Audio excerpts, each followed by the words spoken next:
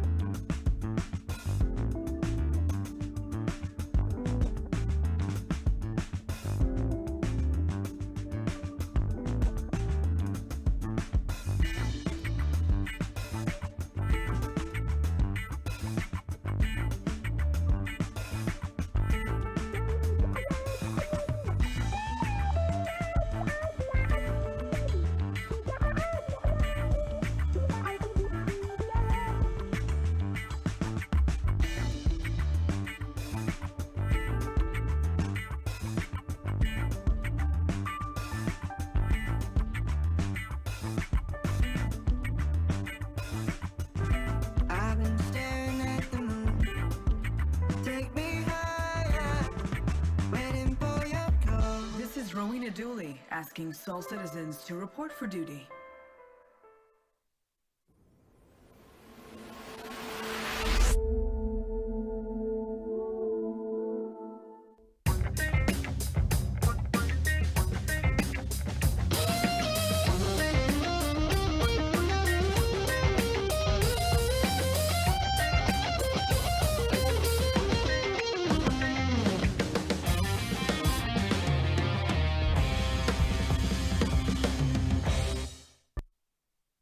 Hey, what's going on, everybody? Welcome back to Soul Voices. I am Griffin Gaming RPG, and thank you for joining me on a Saturday. Today is March the 30th, last weekend of March, and yeah, what's going on? It's Easter weekend for some folks, so those of you who celebrate Good Friday and Easter, blessings to you. Hoping everybody's in good health, good strength, all that great stuff, and I am happy to be here with you, gang. Very, very excited to be here. In fact, I got a great story to tell you guys in a second here. Let's see. Let me send this quick text message out. There we go. A good friend of mine who I've known for, almost 25 years. I talked to him today, and he sent me a picture the other day of his new gaming rig. And I was so excited for him.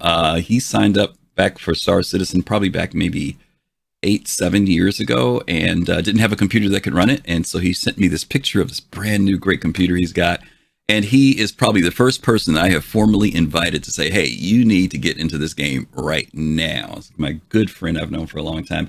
His gaming name is Aztec Sun. Hopefully you guys will see him around, but I am so excited. I had a great conversation with him today about it, and he's excited too. So I'm going to send him the Star Engine trailer and stuff, and send him the Squadron trailer, and he's already got an account. He's already got a starter package. He just never came into he tried it once, and this is way back 7-8 years ago, guys, and it was horrible on his computer. So anyway, it's my buddy Aztec Sun. Can't wait to have you into the Star Citizen community with us. Hoping everybody is doing well. As you can see, the title of our show today is, when is Star Citizen 1.0 ready? When is it 1.0 ready? We're going to talk about that because, as you guys know, Chris Roberts put out a letter from the chairman a couple weeks ago and had some great information in it. With Richard Tyre, also with Benoit from Turbulent. Just really great information in there that kind of got us all up to speed. First letter that we've ever received that included other folks from the management staff to be included in it. It was very informative, enlightening. Some people felt it wasn't enough. I thought it was good. Gives us some direction of what's going on and where we've been and where we're going. So I hope you guys will be excited about the topics that we pick for today. As you guys know, Soul Voices is our one-on-one where you get to come in and talk to me about your ideas and thoughts based on some of the subjects that I pick. Usually I pick them from Spectrum and from Reddit and from the gaming industry. But today I'm only picking stuff from my brain. I'm not using Spectrum or I did originally think I had some things I wanted to pull from there, but there's some topics that have been going on since I wasn't here last week that I've been talking to most of you guys about in our Discord and just with other folks too. And so some of those things have been kind of, rolling around in my head. And so I said, listen, maybe I'll talk about this with the community and see what their thoughts are. hopefully I'll articulate them well. People in Spectrum and Reddit articulate so much better than I do. So hopefully today I'll be able to share those things with you. I am off center on my camera. It must have moved while I was gone. I'm sorry, gang. This is where my OCD kicks in. I don't like being like crazy in my viewing, but I'll have to do this when folks come in and get it straight. Is that better? No. You know what? The cord is pulling. That's what it is. Hold on. You guys are going to get the pre-production stuff here, the things that I should have had done right the first time. There we go. It's a little bit better. Okay. I don't like finding myself like over here on the side of my screen. Anyway, let me give some shout outs to the people who are here. Fast Card is here, and New Soul Sounds is here. Pops. Citizen Ninja, what's up? What's up? Jay Voodoo, what's going on? God, you can tell when people wear bifocals, y'all, when they have to do like this. Let's see. Is it Kuro U69? Welcome. Right on time for the show. Yes. BSL, my buddy Kai. Good to see you, man. Always happy to have you around. Captain Serious Fun. Admiral Kusanagi. Togi. What up? I'm almost there, Togi. When my voice was jacked up, I was way closer to you, but I got to work on it a little bit more. What up? I got to work on it. So anyway, we got 2 minutes left. Okay, we're on a trailer. I'm on a commercial. Are you kidding? Don't talk production stuff on here. All right, Fast Cart. Touche. Who was that? Somebody just subbed us? Oh my God, I didn't see. Okay, I'm on the wrong screen. Let me see who subbed us. Thank you so much for kicking off that sub. Standard Dev, thank you. 47 months. Charles DCI, thank you. 14 months. You guys are awesome as always. You guys have been longtime supporters of the group. I think once again, Standard might hold the record. I think he literally was like our first month in. He may have been the first person who gave us a sub when we could do subs. So Standard, thank you. You've always been there supporting us quietly from the background with your lucrative giving. We truly do appreciate it. And Charles, thank you as always. Good to see you. I saw you out gaming the other day and I meant to shout at you. But thank you guys for being here. Let's go ahead and jump into it. Topics for the day. And again, I hope you guys will kind of be able to join. Don't forget, there will be a link that will pop in. I know we're still doing the ads. There'll be a link that will pop in and hopefully you guys will be able to join us. Mad Style, what is up? Mad Style, good to see you. I hope you're doing well. You guys, Mad Style is awesome. Mad Style is another long time supporter of the group. He's been around for a long time. He has not just supported us in finances. He sent us graphical things and visual things, lit up our Discord with some really cool and fun stuff. So Mad Style, we haven't forgotten you. Thank you. Thank you for all that you've done to help build us as well. By the way, we are just 2 shows away from our 200th Sunday Soul Citizens, the main show. We will be hitting 200 episodes in 2 weeks, and hopefully you guys will be able to join us for that. Hopefully we'll have a real good conversation that day for you guys. Hard to believe that we've pulled off I remember when we did 100 shows, and I was like, oh my God, I can't believe we did 100 shows. But now we're at the point where we've done 4 years worth of shows, which is pretty interesting. So you guys have been here with us, and we really, really do appreciate that. Let's see, what else can I share? Okay, let's get into it, right? We're going to talk about this stuff for the show today. Okay, so here's the first topic that I want to raise, okay? Admiral Kusanagi, I know you will appreciate this because you are on my mind when this came up. Will good games have to dive into hell? Okay. The topic of this came up into what makes a good game. I was watching a couple of videos out there, and there was one in particular I watched that was on Helldivers 2. And it's interesting to see what makes a good game. Now, obviously, this could be both objective when you answer it, and it could be subjective too, right? Because different people like different things, right? Some people will feel certain games are good, but they're slow. Some people feel this game is good, but it's too much. Some games feel that this is good, but it's shallow. Some people feel this game is great, but it's too complicated. So you can have a variety of subjective reasons for why you may think a game is good. What's up, Black Intellect? Good to see you. Good to see you. Axis, good to see you too. What determines when a game is good? But this is beyond just that. This is about what does it take to make a good game. And I've tried to observe, especially because of participating in Star Citizens development in our own way. I've tried to look at what's going on in the industry, in the community. Sin Zeno, thank you for that sub. We appreciate that for 6 months. Thank you. I've been trying to look at this question and say, what is it that we've been seeing happening in the gaming industry? My camera is so crazy.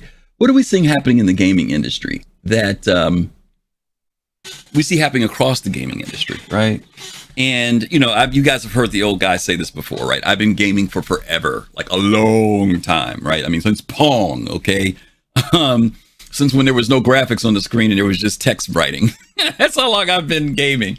I've watched this evolution, and I remember reading developer stories about what it took to make a game and how long it took them to make a game.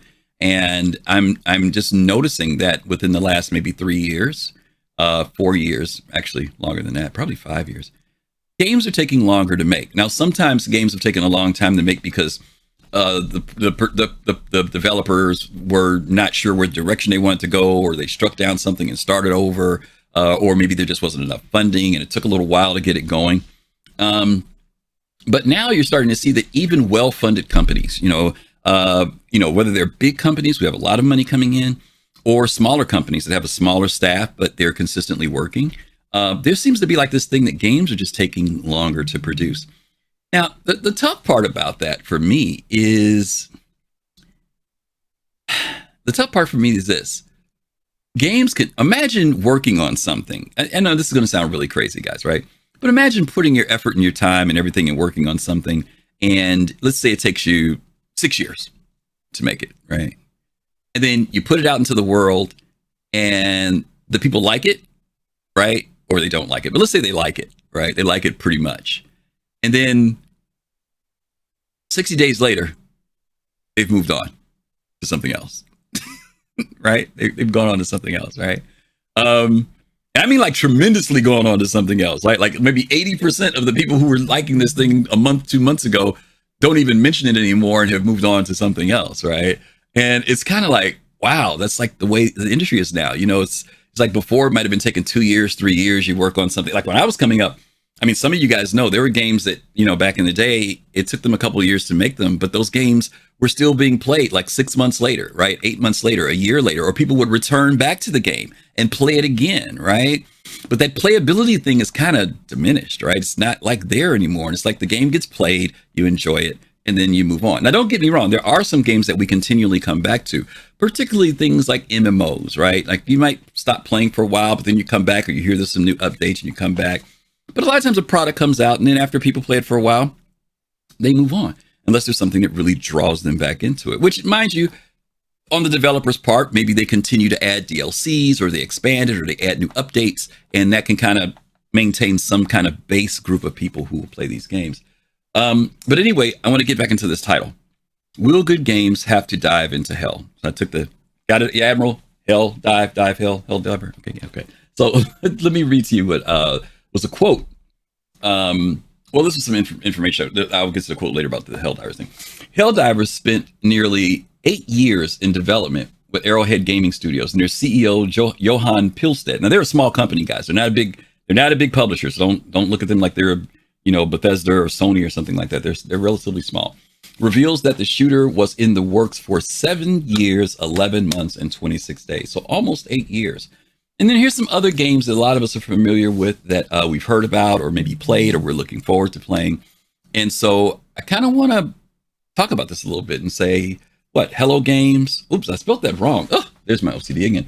Hello Games. You guys remember No Man's Sky, right? Everybody remembers No Man's Sky. Last year was their 10th anniversary, believe it or not. They celebrated their 10th year, and they are still out there doing their thing. This is what happens when you type stuff up at 1 a.m. Hello Games, No Man's Sky, 2013. Now, that was when they officially started announcing development, right? We know that they had started a little bit earlier than that. I think it was like 2011, 2012 when the company was forming and they were getting things started. But officially, their development was 2013. When they remember the big announcement at E3, folks got all excited. Sean Murray was going on TV shows, all this other stuff. And 3 years later, 2016, the game launches, okay? CD Projekt Red with Cyberpunk. They also started development much earlier. They actually announced it in 2012, but then there was a delay because they were trying to finish, I think it was Witcher 3.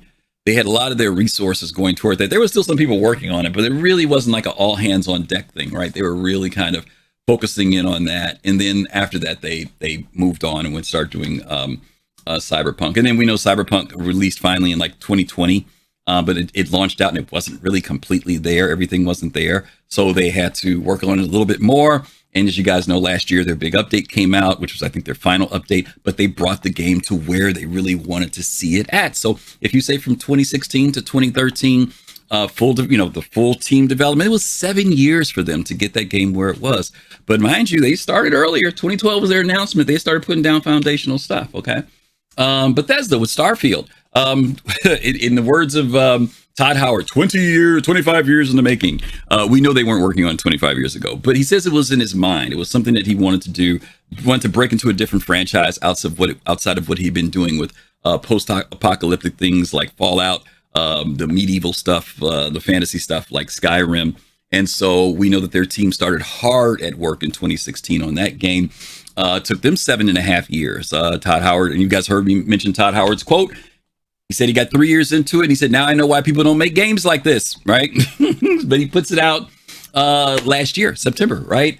And it took them 7.5 years to get that out.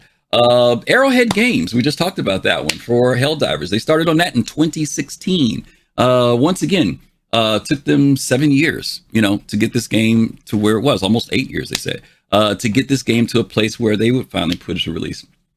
And then lastly, or the last two, Ashes of Creation. Some of you guys know about Ashes of Creation. If you're into the fantasy stuff, you probably are much more aware of it than some other people may be. But Ashes of Creation is kind of like, it was a Kickstarter, very similar to what we would look at as for Star Citizen. And it also got some of the it'll never be done, it'll never get finished, it's too much, it's over ambitious, blah, blah, blah, blah. But they're still working on it. They're still in development. But that kicked off officially back in 2015. This is 2024, right? So they're 9 years into their development with that game. And then most recently, Automata Incorporated, making the game Star Atlas. Many of you guys know about that, the Web3 development game, NFTs, all that good stuff. They started in 2020 officially. They started a little bit earlier. That was some people that were getting together. But as far as the official development kickoff, that was literally going on to 4 years for them. And what they have in their aspect is pretty much what we had in our aspect in 4 years. They've got a hangar, they've got a racetrack, they've got they can do a little bit of character stuff, but not much more. They don't have a universe, they don't have planets and all this other stuff yet in that game.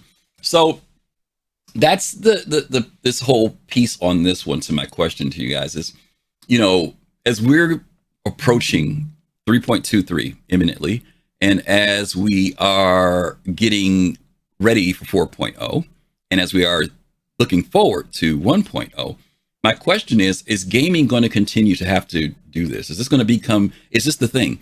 Are games going to be literally 7 years plus in development? Is that going to be something that we as gamers are willing to accept? Is it going to be something that, publishers are going to be willing to accept? Because a lot of these companies here, some of them have had to work independently, but some of them have also been hurt because of their publishers. Hello Games. I spelled games wrong again. How did I do that? Why didn't you guys tell me that I spelled games wrong? Maybe you guys did. Hello Games. Hello Games was funded partially by Sony. Sony threw some money at them, or Microsoft. Sony, Microsoft. I forget who it was. Somebody tell me, who was it? Sony or Microsoft? I forgot. And the game came out too soon. It came out just too soon, right? CD Projekt Red. Everybody was anticipating. Sony, thank you, BSL. CD Projekt Red, well-established company, The Witcher, great games, everything else. They launch Cyberpunk too early, not ready. Boom, problem. Bethesda, Starfield, supposed to come out 11/11/21. Remember that? 22. Was it 11/11/22? What did they do? They pushed back another year. Wasn't ready, right? Then when they put it out, some people felt like it still wasn't ready. Okay. Helldivers 2. They did it. 8 years. They got it out. People are enjoying it, but they still had some stuff with it. When it launched, there were problems. They weren't ready, right? Ashes of Creation, still simmering. Still cooking. Star Atlas, still cooking, simmering. And then there's Star Citizen. So let me bring some folks in. Let's get your thoughts on this quick, and then we're going to move on to our next topic. Let's bring in Pops in Space. Pops, how are you? Okay. Good. Let me mute. Okay. I'm sorry, I'm muted now. Uh-huh. How are you today? Good. Good, good. I just want to say, before we dive into it, you got a new camera? No. No? Nope. Oh, whatever settings you have on there, leave it. Oh, really?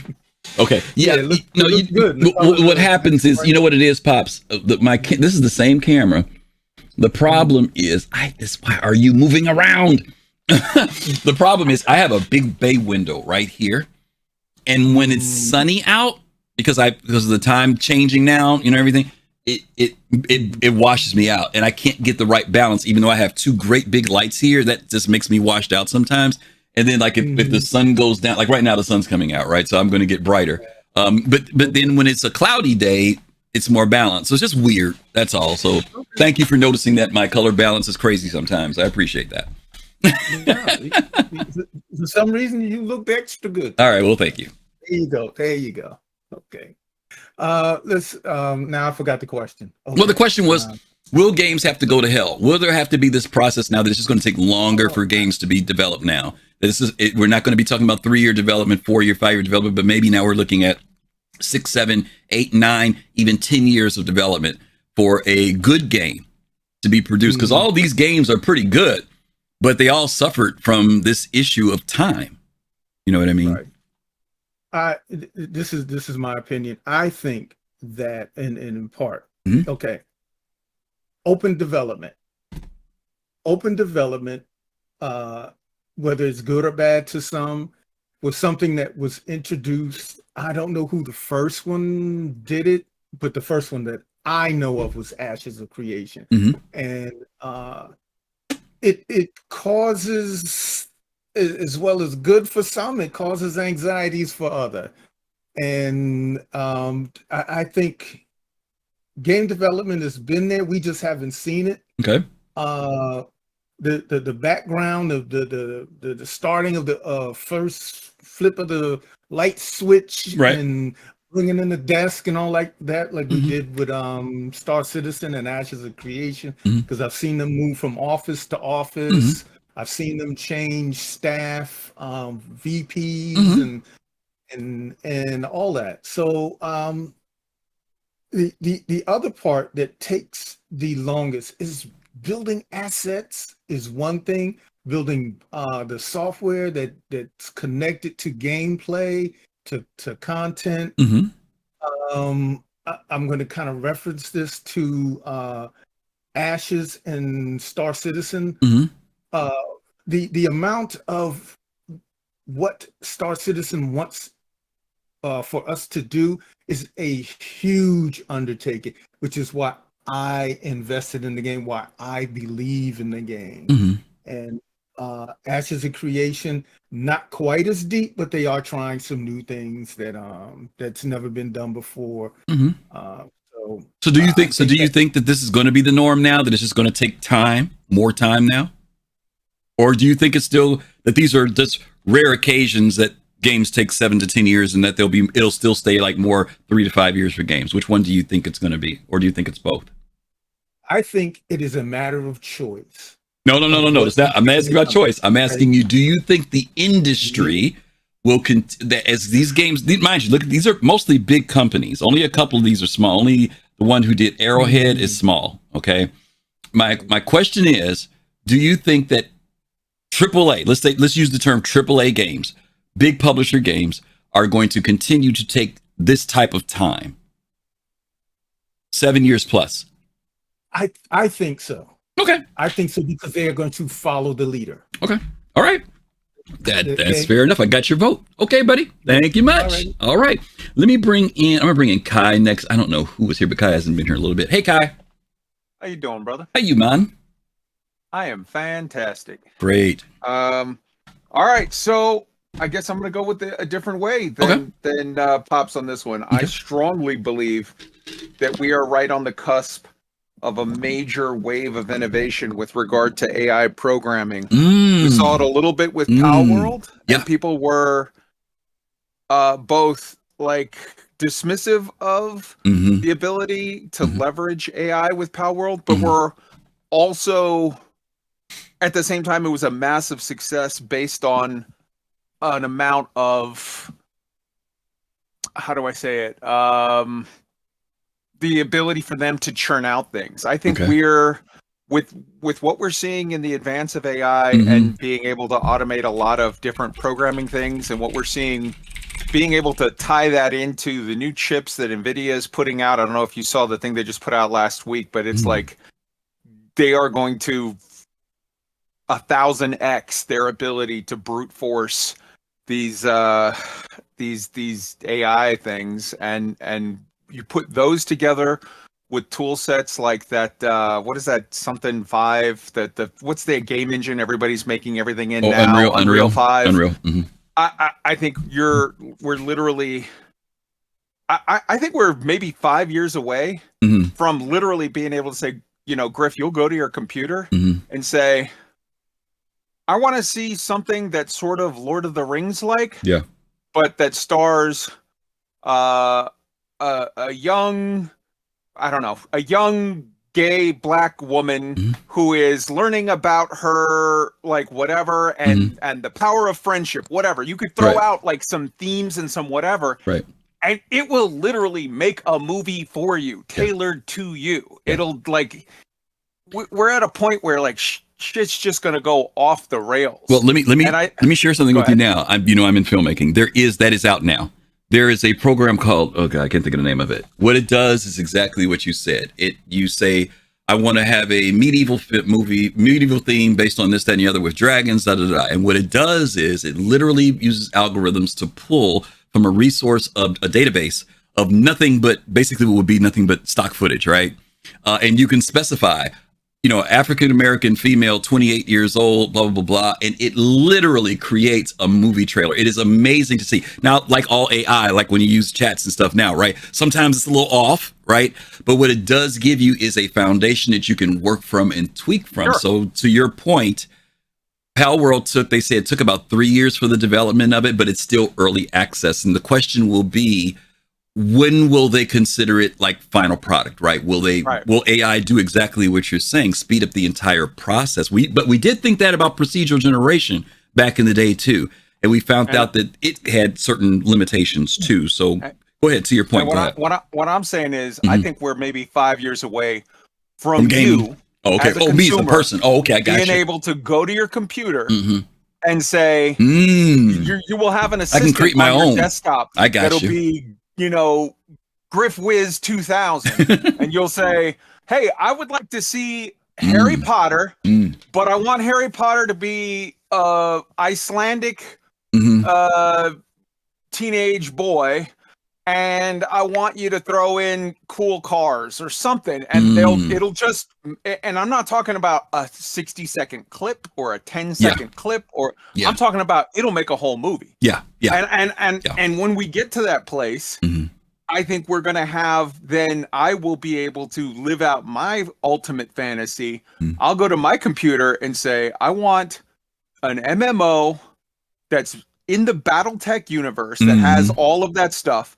I want it during the clan invasion, when the Star League got levers that left, that formed the clans, when they come back and invade the inner sphere, and you've got like the Wolf clan, Jade Falcon clan. I'm like, I want to be fighting for the Rosselhog Republic against the Ghost Bear clan. I want to be in light mechs, but I want the 3062 weapon layout. I want whatever. I'll be able to throw out a series of things, and it will search the web, find all that crap, pull them together, throw it into a thing, and it will make me a single player game.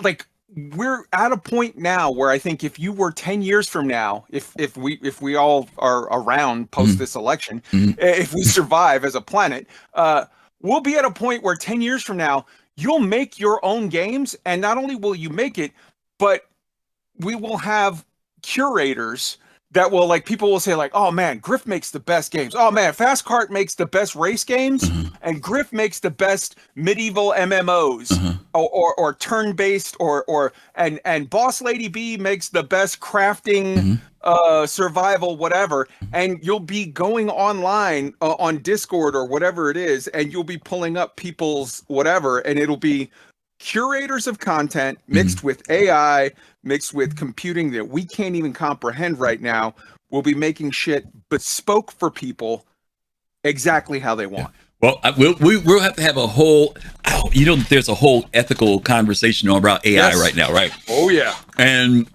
I have my yeses to AI and my no's to AI.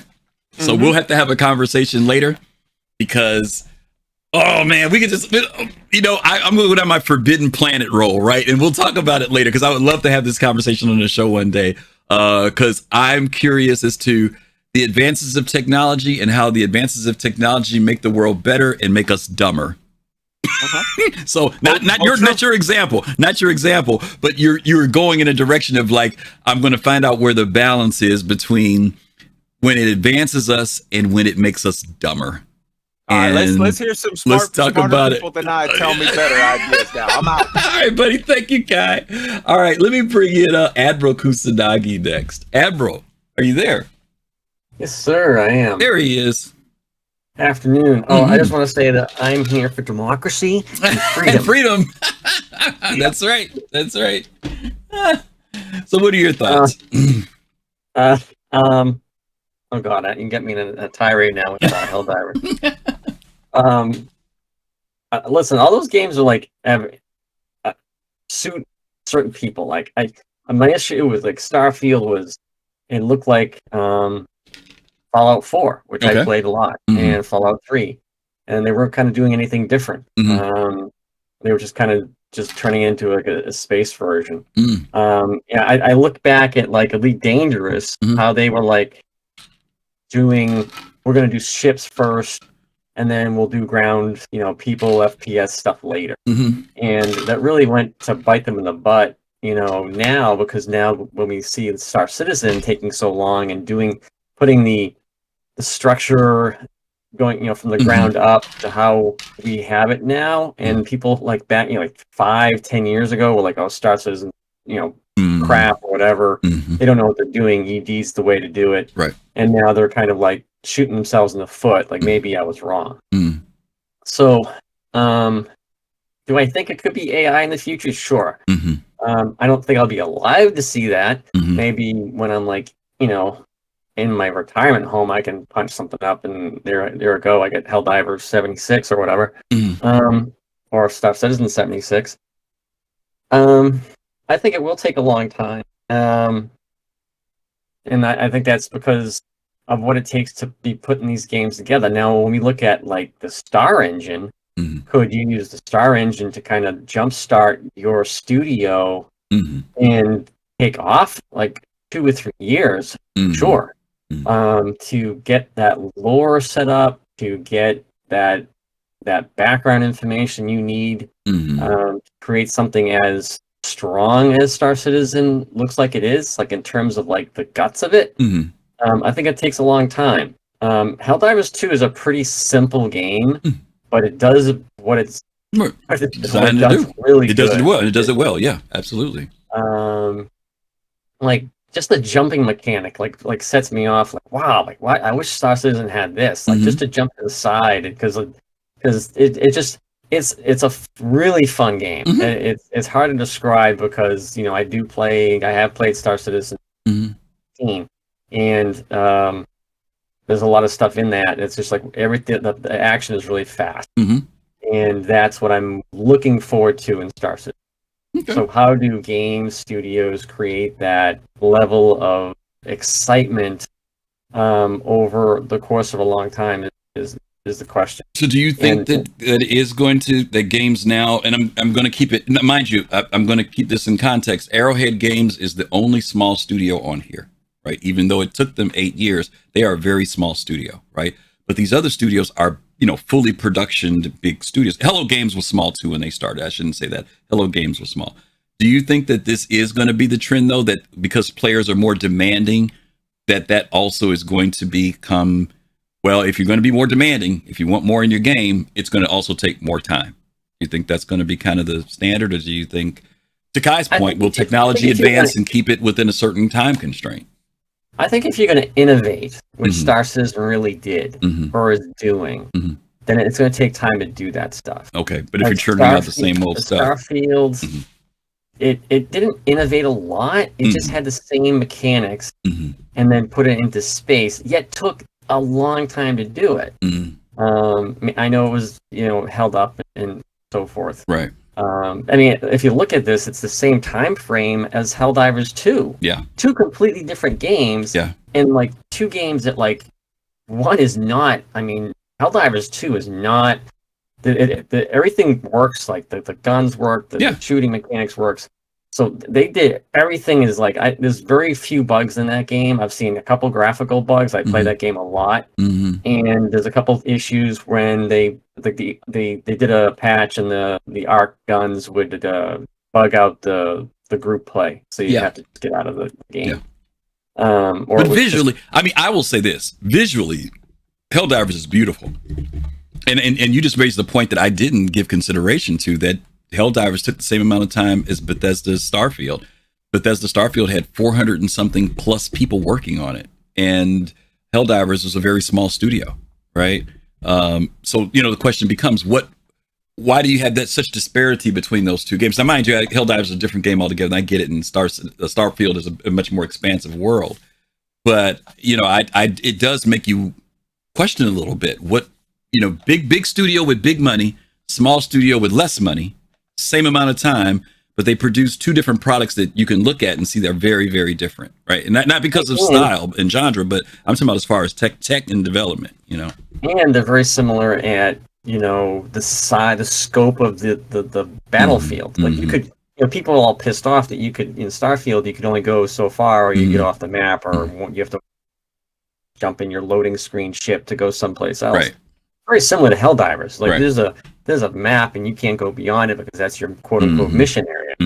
So, but they did it well. I'll say that. And we'll take from 2016 to now. Probably, I think that's probably going to be it. But I brought up a good question with AI, with things like the Star Engine that studios in the future can use once they get that licensed and stuff, and like further Star engines beyond that, and other companies who make their own Star engine, because I imagine in the next 10, 20 years, someone's going to make something that competes against it. Yeah.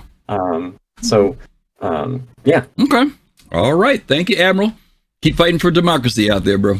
Freedom! All right. Let me bring in Fist to Face next. Fist, you there? Hey, what's happening? Doing good. So it was actually a video I actually watched about a week ago or so by a small independent studio called Proxima Studio. They're independent game company. A lot of them guys who came from like AAA games started up this game, and they're the studio, and they're making a game called Warship Jolly Roger. Okay. And they talked about trying to make a game, at a AAA quality, but at a time budget. And with today's advancements, obviously, like we talked about with AI and technology, plus, to the point that a lot of assets that are out there, you can probably go out and get pre-built assets already, just kit bashing them.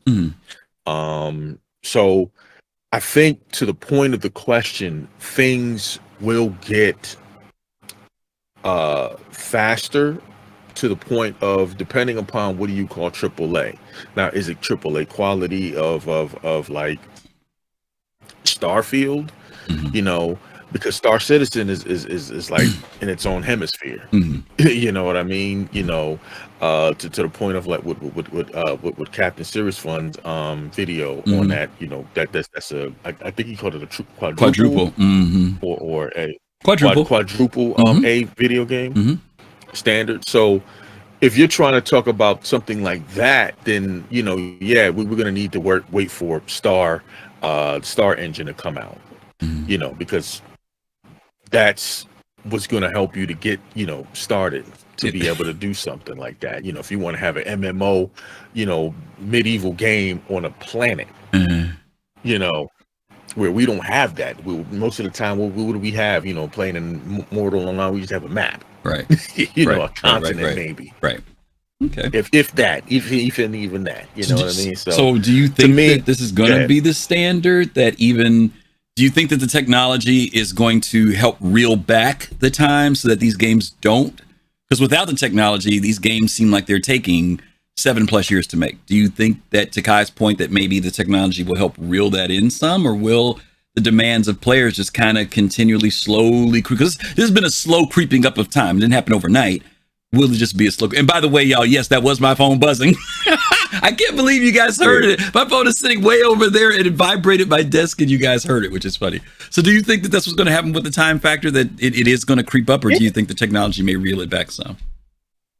I think technology will help reel it in. Okay. I mean, it's going to help make things faster, because right now, you guys just talked about, talking about this. It's a program called Wonder Studio. Okay. You can AI yourself out and put yourself in, rotoscope yourself out to be an alien. Okay. Walking down the street. Okay. Cascader. As far as animations, you can do animations much faster because that has AI in it. Okay. So this AI is going to help, but to the point of the question that was asked earlier, is AI going to make us dumber? Nope. That wasn't the question for today. I said that's what I want to talk about later. Okay. I want to talk about that later. Right. I want to have a whole conversation about the impact of AI in gaming. That's why I want to talk about it later. We ain't talking about it. We ain't talking about it. All right. We ain't talking. Save it for the show. All right. Save it for the show. All right. Thanks, All right. Fist. Because that'll open up a whole kettle of fish. I don't even want to try that. Togi's the last person we're bringing in. We're going to move on to the next one. Togi. What up? Hey, there he is. What's going on, man? So there's a common link between all these games you have listed. Okay. All right, and that's that they have a lot of engine and technology development in them. And that's something that I think is always going to take a long time. Okay.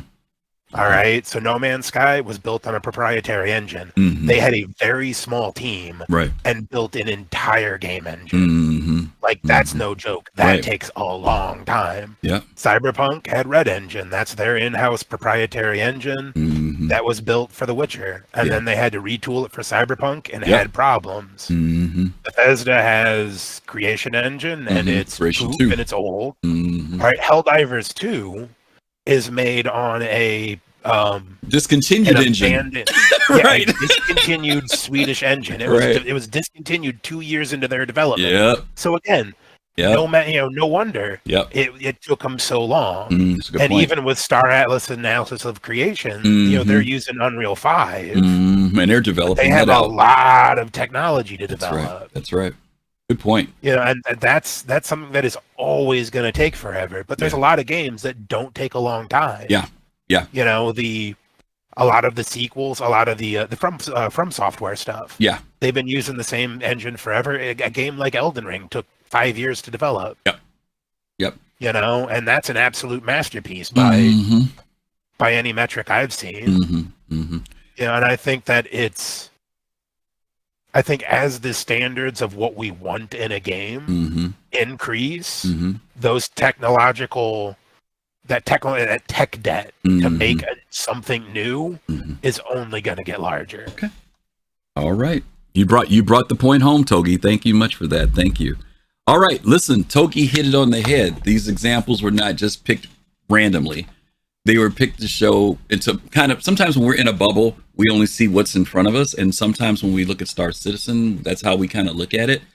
But Togi hit it on point. When you look at game development overall in the industry, what we're seeing is that when people are trying to do something different, it takes a little bit longer. And he took it even to the point of each one of these with their engines. I was really surprised when I read up on Intrepid Studios with Helldivers, because they started in 2016. In 2018, what's the name of it? I can't think of the guy ones that were producing the engine, but they said they were no longer going to give any more support to that engine. I can't imagine you're 2 years into development and all of a sudden the people who produce the software says we're not going to do any more support for it, but yet and still they pushed on it and they pushed forward as a small studio and delivered a really quality product.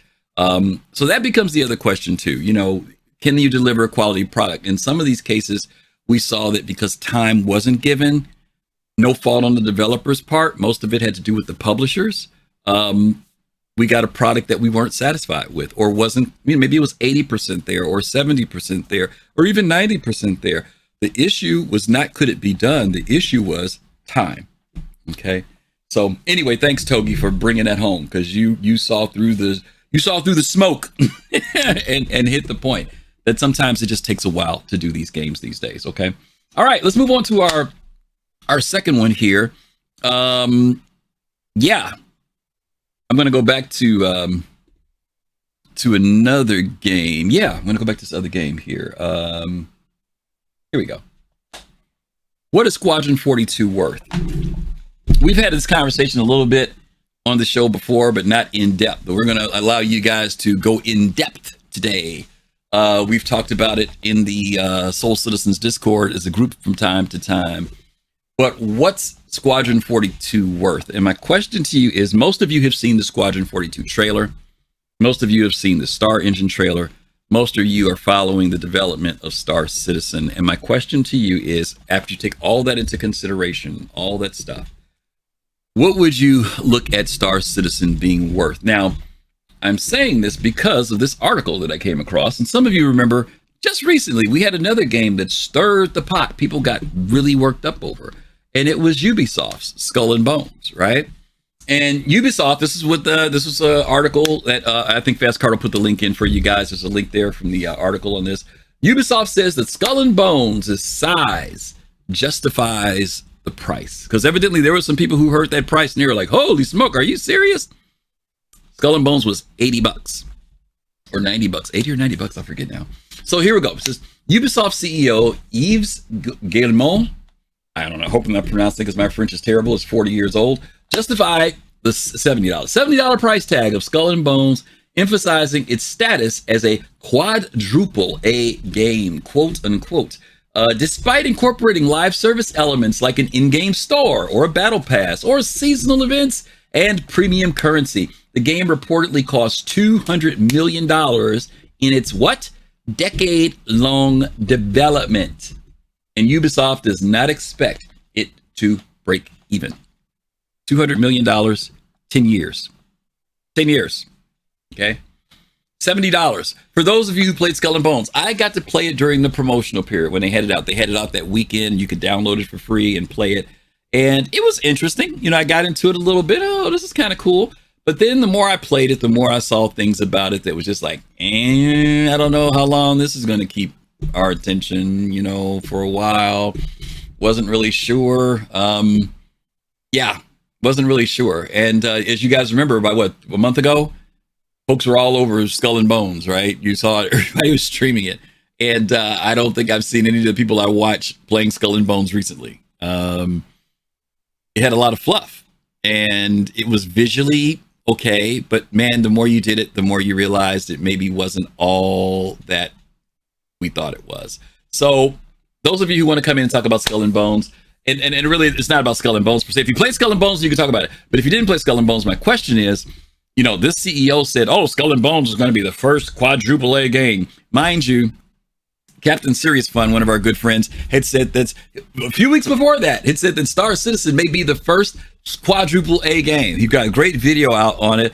If you guys get a chance to check it out. And then Cap, if you're here, please feel free to drop in on this one. I hope you can drop in. But yeah, Ubisoft usurped that from him. Too bad he didn't patent that beforehand. He could have got Ubisoft and got some money. But anyway, let's talk about this a little bit. I think I don't know who was here first. Let me bring in Kai. I'm going to bring Kai in because I don't know if it was Pops or Fist or Kai. Kai, you there? Hello. There he is. So, all right. Just a quick detour onto the Skull and Bones quadruple A. Excuse me. I try to mind my P's and Q's on your air, but I'm just going to go flat out. I call bullshit. You don't get to say, that's like you walking into the bar saying you got a big dick. You don't get to say that. Other people have to say that. You don't get to say, I got it like that. All right? That's like if you come up with your own call sign or your own nickname, that means you are either deluded or just a huge douche.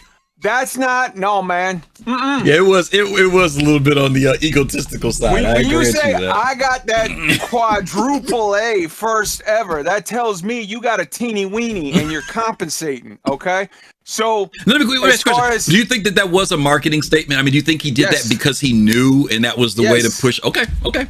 Yes. Okay. Yes. Okay. You got TV stations out there. You got Netflix or Amazon or this one or that one, and sometimes they get into some weird bidding wars for shit, and they turn around and they spend $1 billion or $800 million on the rights to this, and we're gonna produce this, and we're gonna produce that, and we're gonna do all this crap. Look, what you spend, that's on you. Yeah. That, like, if you spend a lot and you make something awesome, that's great, but I don't give a shit what you spent. That's not my problem. Okay. You're the CEO. It's your job to, like, figure out what you're spending and what it's worth and whatever. All I give a shit about is the product. That's good. Yeah. When you say we have Skull and Bones, it's worth $80. I look at what the gameplay is.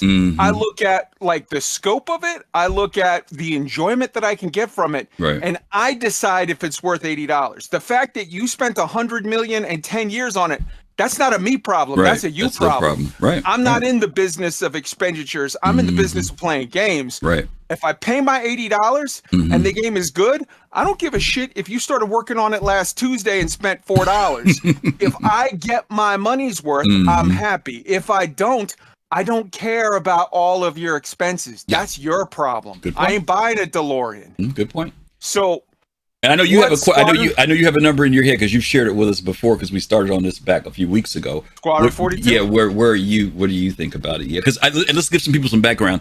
For those of you who weren't around back in the early days, when we would sign up for Star Citizen, there were two packages that you could pick, two game packages. You could pay for the Squadron 42 package, which, if I'm not mistaken, was $15, and you could pay to enter the Persistent Universe, which was $15. Then years later, CIG combined those two so that when you bought the game package, you got both of them. Okay.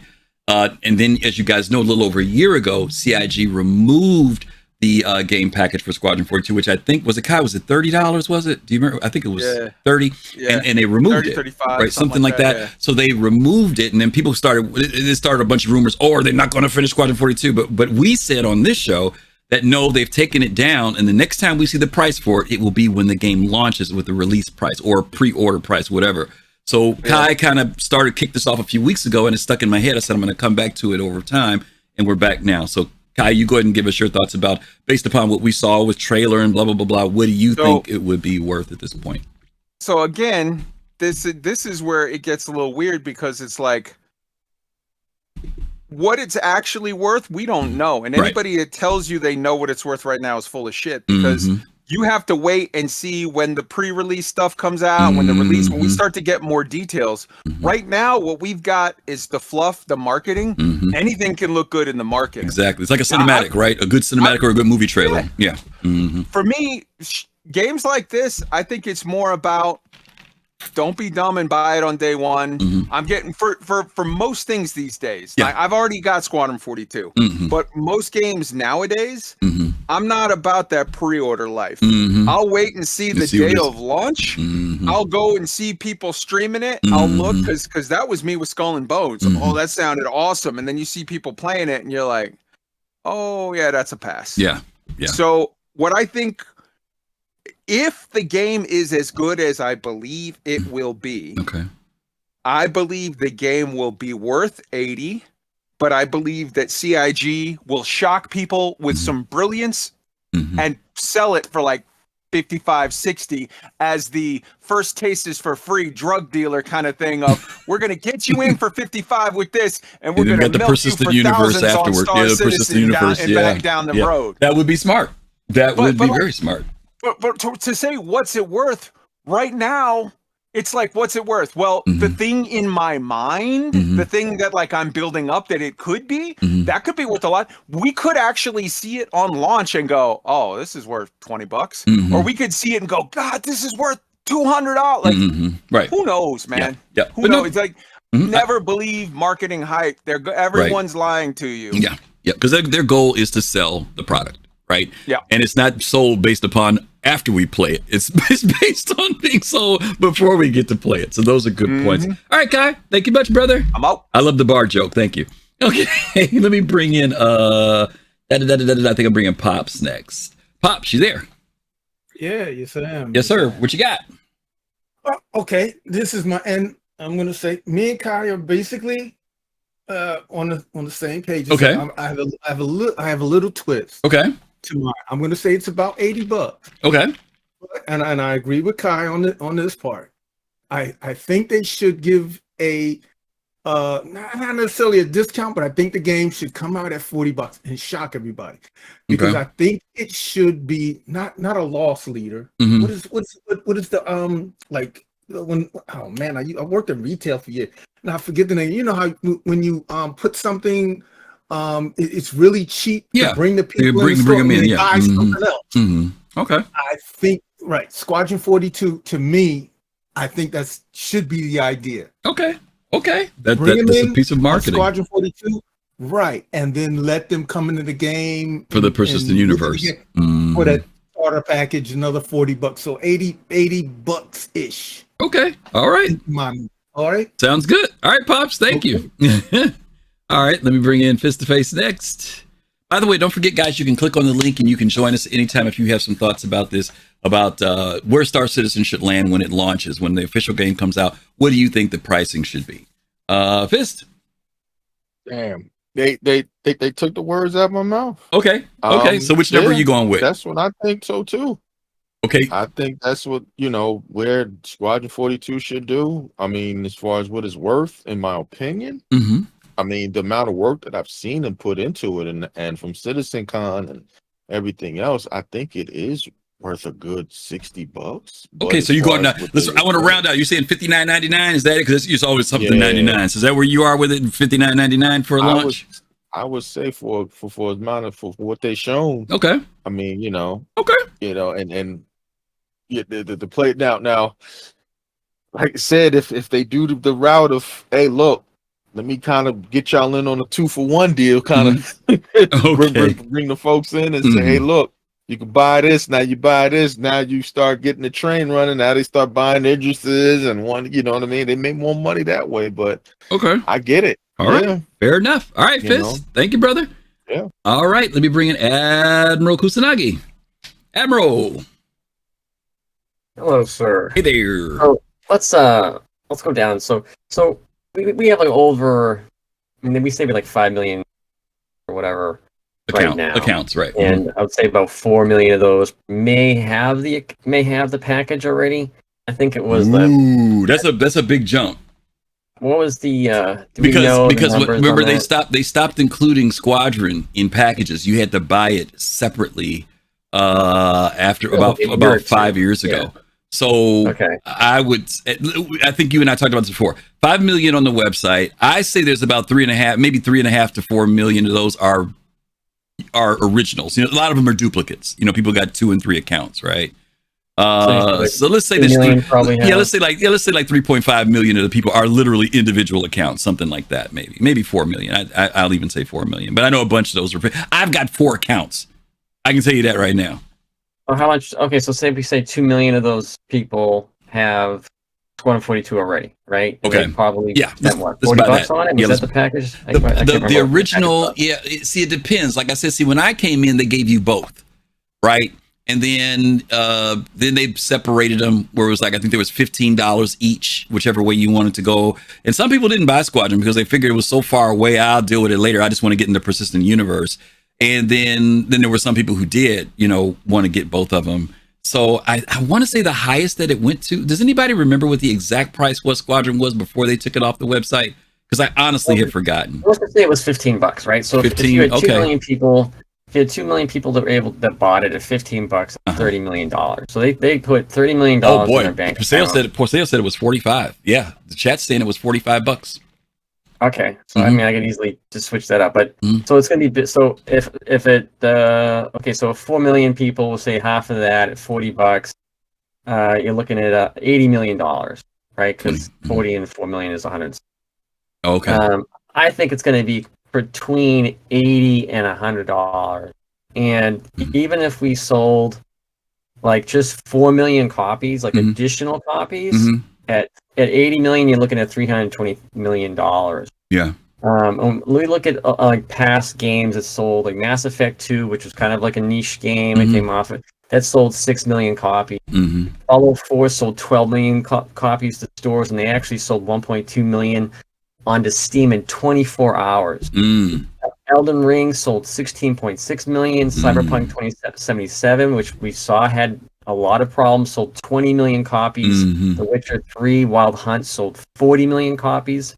So we could, like, the amount of the price that we sell this for compared to how many people buy it, not including Star Citizen and all the stupid shit that come with it.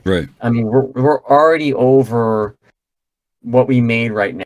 8 million copies at $80, $640 million, and that puts us dead right where we are right now in terms of where we've been buying since 2012. It's like 12 years. So Squadron 42 is going to just jumpstart whatever the hell they need to do. And and that marketing for that game, why they've been talking about setting aside money for marketing for that game, is just gonna, all those people that play that, if they love it or they like it, they're like, what's this MMO version? And they get into that. They really don't even have to market a Star Citizen. It's all Squadron 42 as far as I say. And people don't think it's a big deal, but it really is. And there's 3 different games. Like we talked about this like a week or 2 ago. Originally, it was supposed to be a digital release for the second one, and the third one, I think it was people were supposed to get like free or something like that if you bought it like back in the day, and then the third one would come out later. And then we were very confused of how like your character in the PU and how that veteran from the game is related. But that's another point. Let me ask you a quick question. Price-wise, I think it's between 80 and 100. And also my next question, do you think that they'll do like a package deal, maybe, like, in other words, you know what I mean? Like if you buy Squadron 42 for another $15 or $20, you can go into the persistent universe. Do you think they'll do something like that? You could do that, yeah. Okay. That could be the $100 right there. For 20 extra bucks, you get access to PU. Yeah. And that gets them up to $1.6 billion. Yeah. And that's not even like, you know what I'm saying? That's without even trying. Without even trying. Without even trying. Well, I mean, okay, so it 16 million, excuse me, I should say. Assuming it's good, you know, with the assumption that the game is well received. I think because of what they're doing and how groundbreaking the game is doing and all the mechanics they've showed and the Star Engine thing, whatever trail they release at Gamescom, and I'm not talking about CitizenCon. Right. Gamescom, when Chris Roberts shows up, he needs to pull out all the bells and whistles and be like, this is something that you've only dreamed about playing. And then people will be like, holy shit. Use my language. No, okay. All right. Good point. And thank you for bringing the numbers, because those numbers were helpful. Thank you, Admiral. Okay. Flippy Wayne, what happened to finishing Squadron 42 in order to enter the PU? Here's the deal on that, Flippy. That's a very good question, and sometimes people think that is the case. In the original Kickstarter, what Chris Roberts said is that he wanted it so that when people finished the game, their end result in the game would carry over into the PU. There's supposed to be some dynamic of saying that if you reach a certain level in Squadron 42, you end up coming into the persistent universe with a title. That title would be that you're a part of the UEE, or maybe you choose to say, no, I want to be a civilian, or you decide to say, no, I choose to be this, that, and the other. So there's supposed to be some benefit and perk to playing Squadron, but there are some people who have no interest in Squadron 42, none whatsoever.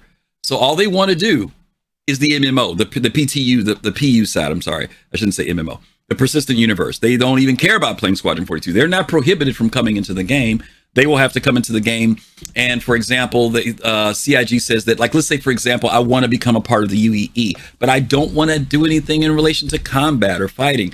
There will be civil duties, civil missions and acts that I can do to gain favor with the UEE so that I can become a part of the UEE. So it's not going to be where you definitely have to play Squadron 42 to come into the persistent universe.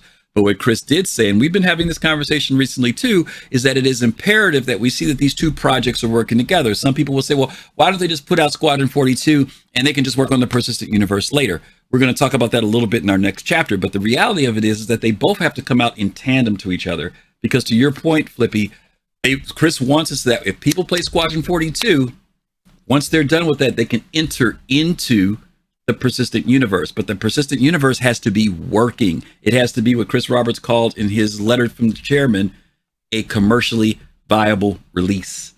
And that's why these two things are paired together. Okay.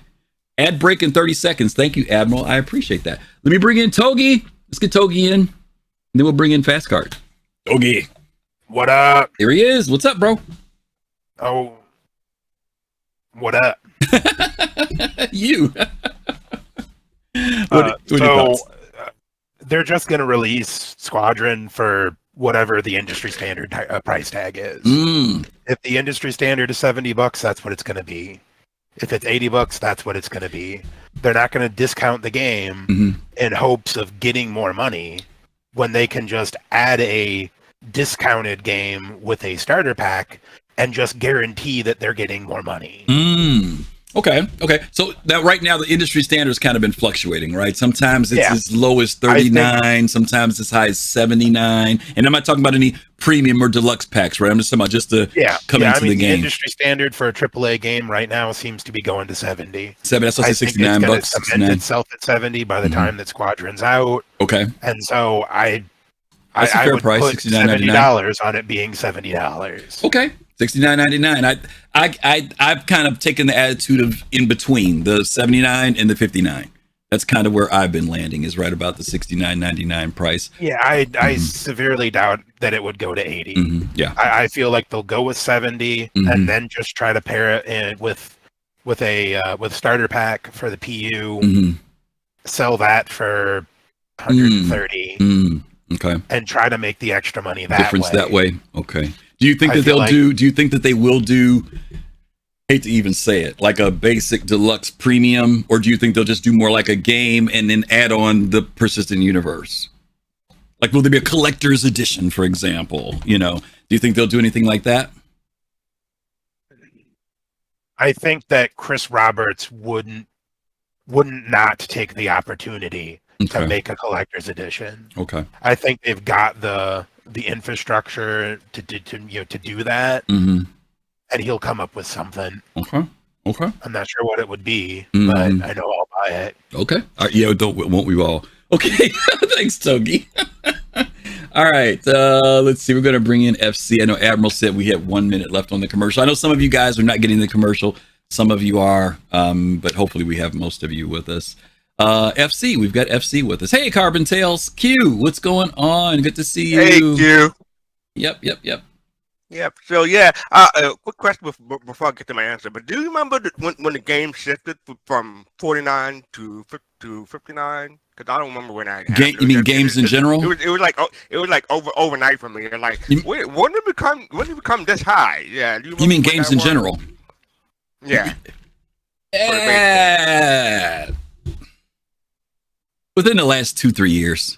That's to me. I could be wrong, because games were usually averaging $39 to $49.99 for a long time, and then it seemed like maybe prior to COVID, like right before COVID, and maybe you guys in chat can tell us when you guys started seeing those prices. Nah, it wasn't inflation, Flippy. This happened freaking 3-4 years ago. Games were starting to go up to $59. They hedged around $59, but then just maybe within the last year or two, these certain games have had the gall to ask for $69. $79 to me. I mean, back in the day, it used to be $49 or $59 was the basic. Maybe a $69 or $79 was a deluxe, and then maybe $99 would have been a premium. But we've seen it go past the $99, some $120, sometimes for games $130. But yeah, Prisoner said $50 in the 80s and 90s. Wait a minute, Prisoner, what game were you paying in the 80s and 90s $50 for? What game were you paying that much for? I think I paid 50 for LucasArts game back in the 90s. Are you serious? You were paying $50? What game were you playing for $50? I think TIE Fighter and X-Wing were 50, I believe. I want to say. Ooh, maybe I'm getting old. Maybe my memory's getting bad. I don't remember. Maybe I'm mistaken. But yeah, I remember. My point is, like, my point is, like, a couple of years ago, they not imported, but they ported Final Fantasy VII Remake from the PlayStation to the PC. Okay. And they were charging $80, like $79.99 for the base, not deluxe, just for the base, and that shocked me. So I'm thinking maybe Chris Roberts will go old school and just do $49.99 for the base, but I do think that they will do premium, basic, and deluxe. Those things. But as far as for the collector's edition, they have to be careful because they sold those the green package and the silver package, like, before 2015, before 2016, and they stopped selling them. So I don't know if they're going to bring back those or have a new. I would think there'd be something new. Lacey, thank you so much for that sub. Appreciate that. I'm assuming that happened over on YouTube because it didn't pop up over here on Twitch. So thank you for that sub. No, to your point, Fast Cart, I think everybody's shared some really good things. I think that Togi in particular talked about what it's going to be based around with the industry standard. We obviously know that they could ask for that, whatever that is, right? Find the happy medium in there. But to Kai's point, they could also, from a strategic point, decide to say, hey, if we cut this down by $10, but we make up the difference on the other end, by including for another $30, you can have the persistent universe, which doesn't cost them anything, right? Because it's the persistent universe is done, right? So they could tack on $20-$30 and say, if you want to get into the PU, and you get this starter ship to go in, that would be incentive. Then there's the other incentive that says that what if they do, as you mentioned, a basic, a deluxe, and a platinum, or a basic, a platinum, and a collector's edition, maybe 4, right? Maybe there's a basic, a deluxe, a platinum, and a freaking collector. us crazy collectors, our crazy collectors will pay $150, $200. Some people will pay. I'm not going to pay over $200, but I will pay $150 for a collector or something. I mean, let me finish. For mine. Let me finish. The collector's edition has to have something, and I think what Chris Roberts would do is take us back to the days of physical items, right?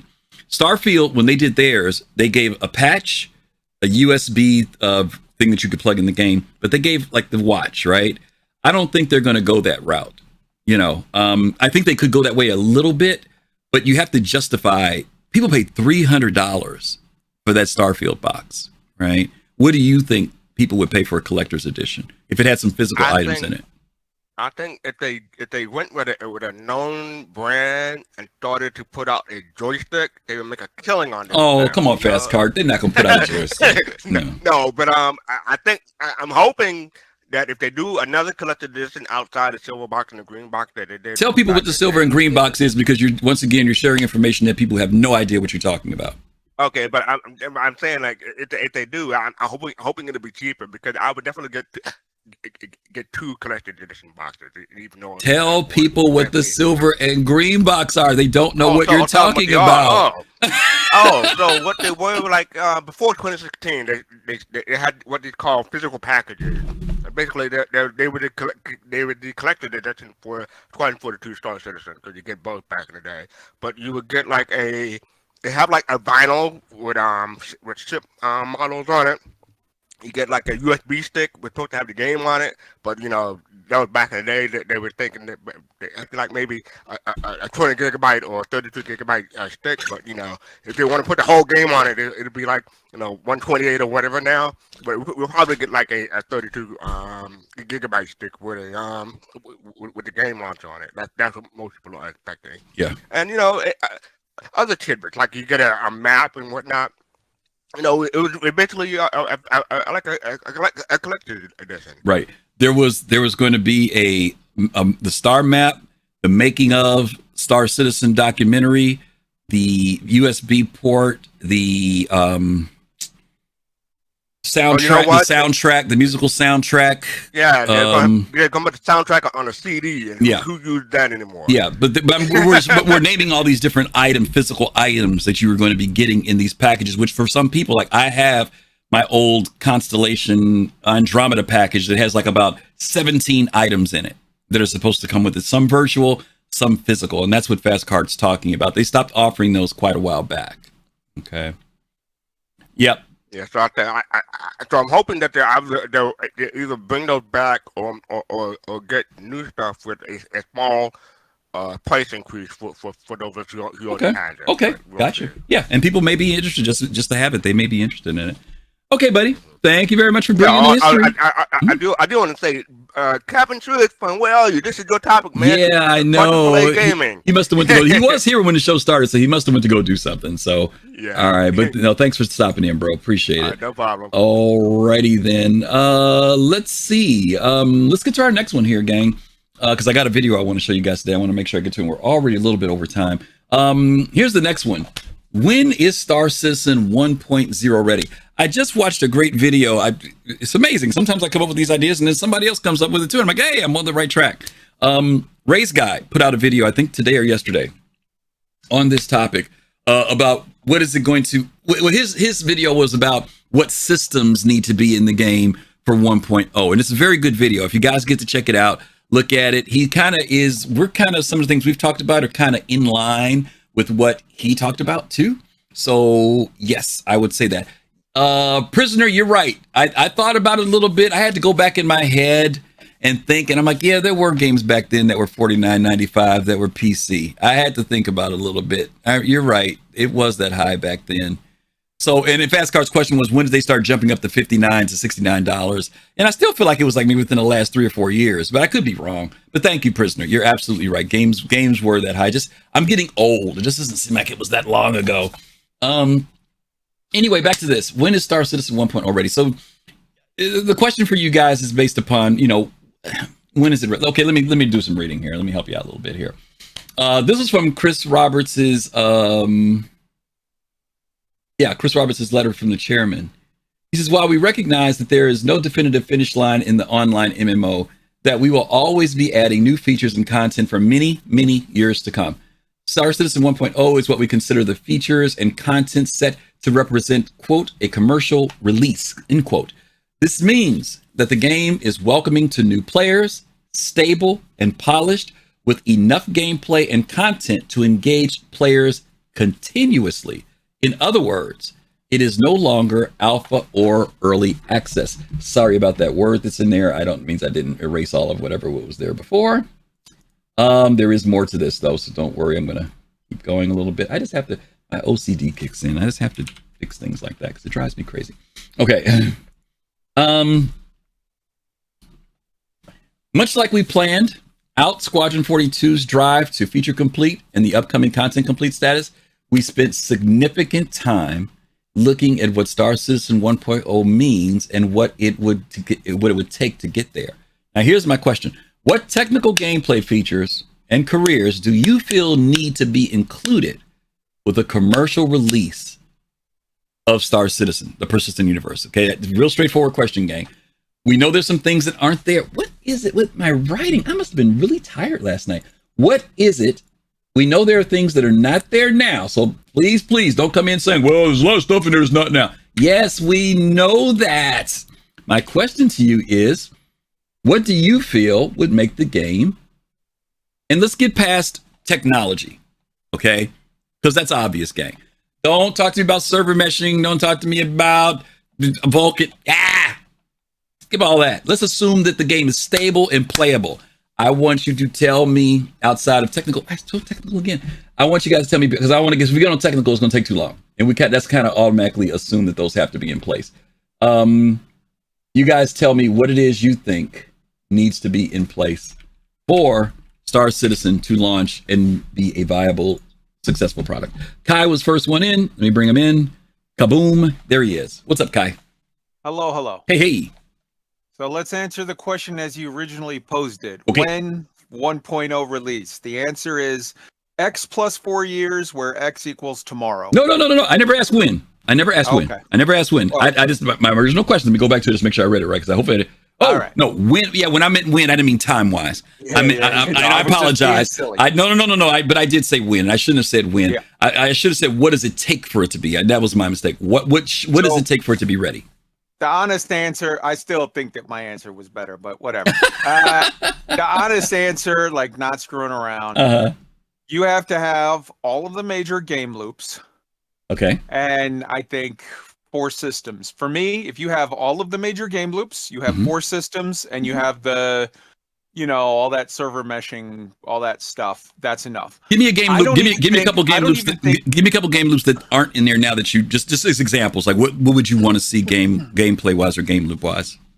I mean, you have to have all of the bounty hunting stuff sort of figured out. Not just the okay, here's a mission I can do, but like the reputation and all of that stuff tied to all the different people and whatever. You have to have the full cargo stuff, which they're making a lot of strides in now, but there's more to come.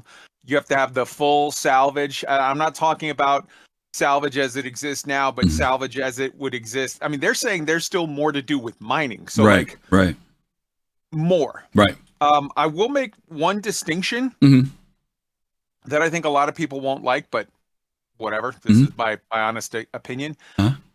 I don't even think you necessarily need to have all of the ships. Okay. I think you need to have a lot of the ships, and you need to have it like stuff like the Endeavor. I think not necessarily be nice, but you don't need it. Either not have, or you can have it and say we have it in this state. There will be future iterations that will expand upon it. But yeah, you need to have basically the gameplay loops. You need to have a couple of systems, and you need to have, not getting into the weeds like you were talking about of like Vulcan and whatever, but the tech of being able to jump around through systems or whatever. Over and above that, I honestly feel like if you release it and say this is 1.0, don't worry guys, we're not giving up. We're going to be working on this thing and continuing to expand. I want it to be like World of Warcraft or Eve, where it's like, hey, this thing, we're going to be developing it as we go for the next 20 years. Okay. But still, the honest answer is, when will it be ready? Tomorrow plus 4 years. Tomorrow is always changing. Okay, Kai. Thank you, bro. Love you, brother. All right, let me bring in, I'm going to bring in Admiral this time, then I'll bring in Q, because I see Q is here. Admiral. Uh-oh. What's wrong? Okay. So, first of all, so we need science. Okay. Science, that's a good one. Yep. We have exploration ships that don't do exploration, so where they're going to explore. And if we don't have any systems to explore, 4 systems isn't kind of a lot. Maybe you can do some surveying. Okay. How many systems would you like to see on kickoff? 20. Okay. I think 20 is a good number if they can, because you're looking at, if they're putting out 5 systems each, I mean, you can just do the math and figure out how many years it's going to get to 100. Many people watching this show are probably going to be dead. So they need to be pumping out these systems. I mean, what's the game? Like, what is the game? So I play Squadron 42, right? In like a year or so, maybe 2 max, probably a year. I'm pushing a year. Okay. And I'm like, hey, that was amazing. And I hear the Vanduul's like amazing. Like, where's the Vanduul at? Oh, 1.0 was out, and everything's like, in the game. It's not really an alpha anymore. Okay. And I'm like, well, when are we going to see the Vanduul? Like, oh, well, 2036 maybe. Yeah, that's when we're planning to see the Vanduul. Is 2036. Yeah. Well, that's not what Star Citizen is supposed to be. Yeah. Let me share something with you real quick. If you guys get a chance, I'm going to say this again, check out Ray's Guide's video, because to Admiral's point, he mentions what his video is about is what systems would be most optimum for us to start in. And I think we said this, Admiral, a while back on this show. I think I suggested that don't think that just because we have Pyro right now and Stanton, that those are the systems we're going to start with. In fact, Ray actually says there are other systems that we could start with. In other words, if we want everybody to start out on fair ground, everybody, that means us and new people, they could put us in a system that we don't have as a starter. And those of us who know stuff about Stanton and Pyro, we can eventually go there, but to give everybody equal start when the game launches, they could put us in Ellis. They could put us in Magnus. They could put us in Terra. And everybody at that point has to start on the same level. Nobody gets an advantage over anybody. But to your point, Admiral, when you mentioned about the Vanduul, remember the Vanduul are doing an incursion. There's not this thing about us going to Vanduul's space. It's about Vanduul coming into our space. So it doesn't mean that we have to have access immediately to Vanduul's space. What it does say is that there can be dynamic events where the Vanduul are incurring upon wherever we are, and that would still work. And eventually we could build out, the pathway could be, to your point, Admiral, where we start to explore and find, how do we get to it? How do we access this? But there's only so many they're going to put in. And I hate to tell you guys this, even with 10, maybe 10 or 15, I don't think we can make it to Vanduul space. I can't remember the jumps, but it's depending on where you're leaving from. And I'm gonna put a real big vote in for you, Admiral. After watching Ray's video today, Terra might be a good place for us to start, which would blow everybody away. But it was the original. It was the original system. Yeah, it would. But people don't know that. Many people don't know that. Everybody right now should be playing in the Terra system because that was the original plan. Yeah. But they had that's what they were going. That's what the design and their engineering was going. Yep. But when they looked at the gameplay, because it was high sec, then it was like we need something more balanced. Right. Exactly. Okay. All right. Well, you mentioned some good things. You mentioned the exploration science. You said you hopefully you see more like about 20 systems in place. And it was, was there any other thing that you felt was critical to being in there for gameplay or features? I would like to see some more ground play mechanics, some more systems for reloading and stuff. A lot of the ballistics have concerns because you can't really. I'm hoping that the new system with cargo can help to do that, but say the Nova tank, for instance, once you shoot the 20 or 40 rounds it has, you need to be able to resupply that. We need all those mechanics fleshed out more because they're still too early, right? Yeah, and if they're physicalized, then you have to be able to them, and I think you need ammo carriers and stuff like that to design for that. And we'll see what they bring in the next couple of years, but yeah. Okie doke. All right, Admiral. Thank you much. Great suggestions. Q, I hope you're there because I see your mic is muted, but hopefully he is hearing and listening, and he's in here with me now, and his mic is still muted, and he might have went to go get something to drink. So I'm going to bring him back in a moment. Oh, he's there. There he is. Hey, buddy. I was having a mute. How are you? Double dip there. That's okay. How are you? Good. Well, how you doing? Doing good. A little bit. Yeah. I want to stop by over here, say hi. It's good to see you. Doing? As always. Sure. Well, it's not quite Easter. It's tomorrow, but happy Easter either way. We appreciate that. Same to you. All right. So I want to start. This is good because you know me. You're gonna have to stop me. As a matter of fact. So okay. All right. So I just want to start out with I know the original question you had posted up there is when, and I want to set a little bit of expectations. We've been in 3.x for 7 years. Just because 4.0 is coming doesn't mean 1.0 is coming in the next year or two. It's going to be a while. Okay. Right? At least I believe so, based on what we're missing.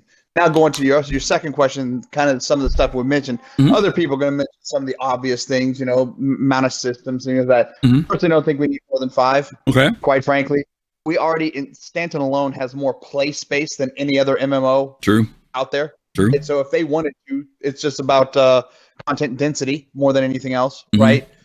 Content density is going to be an issue. Yes. So I would say that's going to be an issue. But more importantly for me, I think in order for this to be a successful MMO, we need org functions. We need the ability to not just say I'm part of an org, but how do I share ships? Right. Do I have an org bank? Is there going to be an org, hab or station that you're going to be at? Trading, and I don't just mean trading as far as how we have it in game. We're talking about missions and trading speculative goods, but trading amongst each other. There needs to be an escrow system. When you're talking about trading a ship, you're not just dropping something on the ground and handing it. There needs to be some sort of escrow system in between there. Right. There needs to be a mechanism to trade permanent items, such as ships that I own in my hangar. How do I trade that in game for someone, and that ownership transfers to someone, right? Okay. Things like that.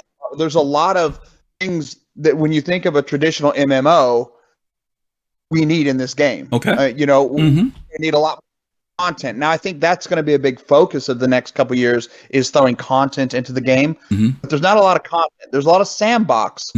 But in my opinion, there's not enough on rails driven content yet to justify $1 billion game, in which this is going to be by the time this releases. Okay. Right? It just can't be a sandbox. But those are the things I want to say besides saying hi to you. Yeah, no, I appreciate that. And I think that you bring in those game features and loops that are, these are important tools, right? And these are kind of standard things in big world games. Just like you said, just the way between you and I want to give something to each other. I mean, it's great that I can go on my ship and I can put a gun in a gun rack. And if you want to go over there and get the gun off the rack, that's fine. But that's that we have to still use a third means of doing things. How do we do economy between each other in a better way? NPC economy, a whole lot of stuff that's there that it's, we just get tier 0 some things, tier 1 maybe of some things, but we really need to be like a tier 3 to 5 system, right? Reputation. Yeah, absolutely. Behaviors, all that stuff that's going to be in there. Now they're trying to introduce that now, but we're still at tier 0, right? Of some of that stuff. To your point, we do need to have those things in to make it well-rounded and fleshed out. Because I think the key word that Chris says here is about people being able to play the game continuously, right? There's one thing when you come in because a new feature comes in, you play it for a little while, then you go away. But they want it to be so that you will want to play the game all the time, And the last point is they have to have the economy dialed in, because once you go 1.0, they're saying no more wipes. Yeah.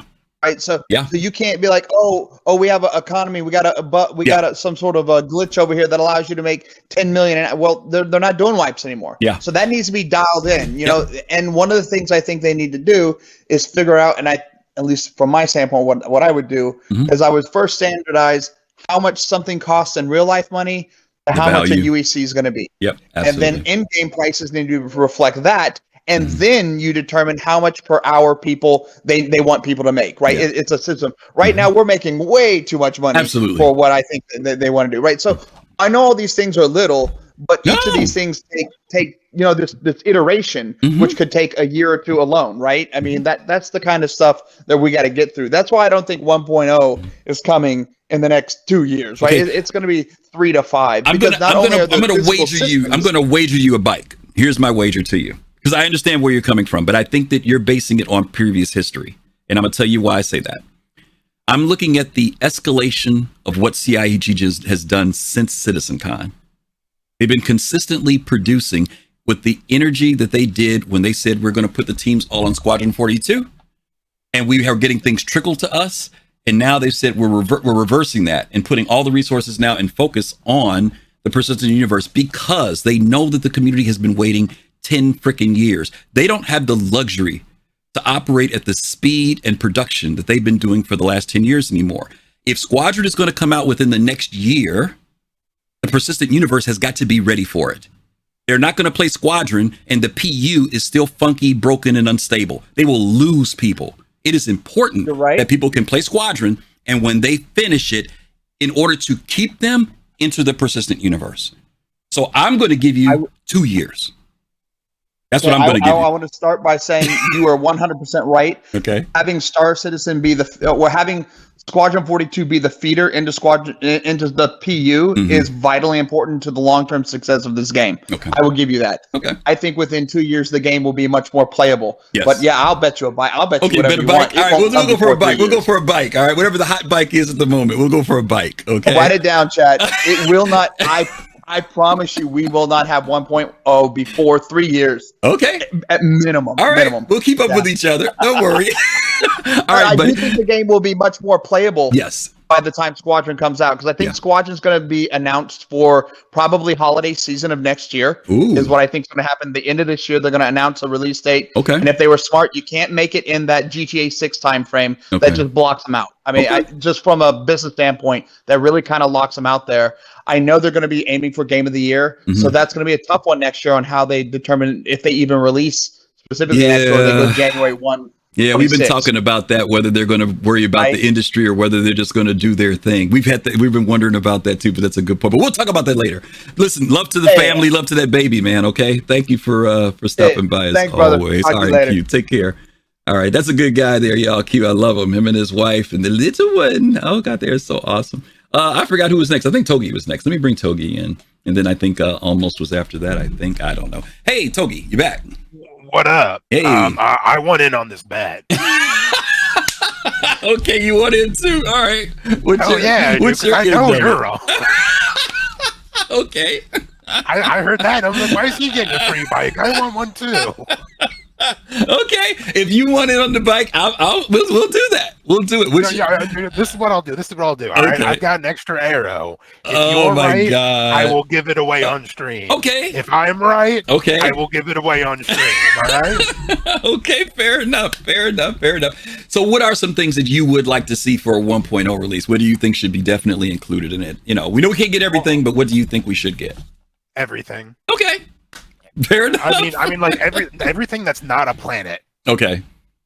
Okay. Okay. We need loops. Gotcha. We need every gameplay loop, every career that they've talked about. Okay. In enough to be a self-contained loop. Okay. Fair enough. We need org features. Yeah. But what we don't need is real estate.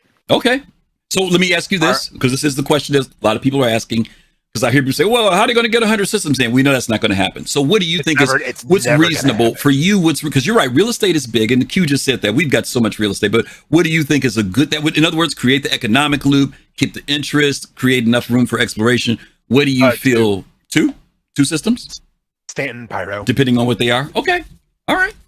No, I mean, I think that it's just going to be Stanton and Pyro. Okay. I mean, well, they'll probably get Nyx done. Okay. I think that is what we're going to get. Because Nyx connects to that, connects to Pyro. Okay. And they're just gonna work on content density. Okay. Because that's really the thing that you need to make a game a game. All there right. has to be something to do. Yeah. Real estate ain't it. I hear you. Okay. Thanks, Togi. Okay. Almost. I saw your message. Pops was up first. I'll bring him in then. Pops, you there? Yes. Yes, sir. What you got? Yeah, I'm sorry, I had to mute myself. Okay. Can you hear me? Yes, sir. Oh, okay. I'm sorry. Okay. This is what I believe. Besides the Endeavor, and even the all. Wait. You say that they need to have the Endeavor in the game? Is that what you're saying? Yeah. They Okay. All right. Fair. I just want to make sure. I'm clear. Okay. So other than the Endeavor, what else? What else do you want them to have in the game? No, the Endeavor with laundry. Oh Lord. Okay. Okay. Now, the one thing seriously I believe that they need to have in the game is AI. They need to have that down. Okay, but again, I said okay. I'm with you. I said technical stuff I was barring, but okay, I'll take that. You want to make sure the AI is on point. Gotcha. Yep. Okay. Yep. The people. Okay. NPCs. Okay. What else? Anything else that you'd like to see for 1.0? That's it. All right, you really want to see that the AI have stepped up and doing their thing. And so you know, Pops, just so you know, some evil people shared that when they went in with the server meshing, the AI were on point. Yeah. Talking, doing jobs, not standing on chairs, whole 9 yards. Yeah. So your wish may be coming true even before we get to 1.0. Right.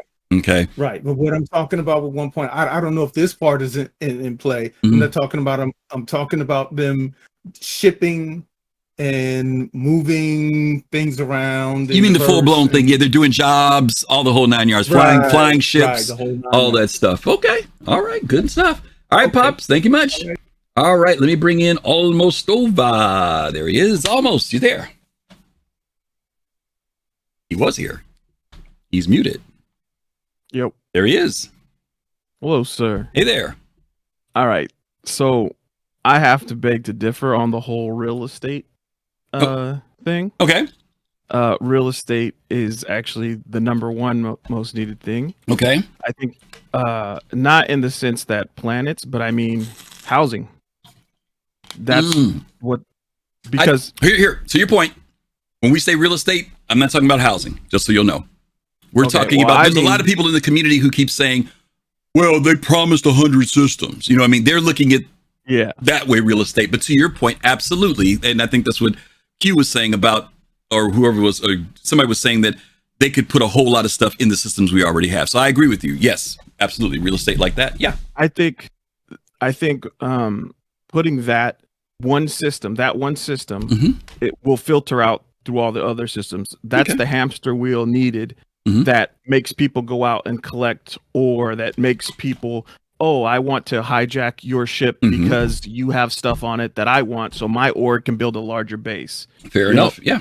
I think that's the one system. And on top of that, pleasing to us people that, Star Citizen already has its hooks in us. Mhm. I have a lot of new friends that constantly join, Okay. and I always question them. What do they think? Mhm. And the thing that they say the most is, oh, after I do all this stuff, there's kind of nothing to do. It'd be nice if there was like some type of housing. I don't tell them that Mhm. they're working on housing. Mhm. They'd be like, it'd be like nice to, be working towards, like your own base or something. Yeah.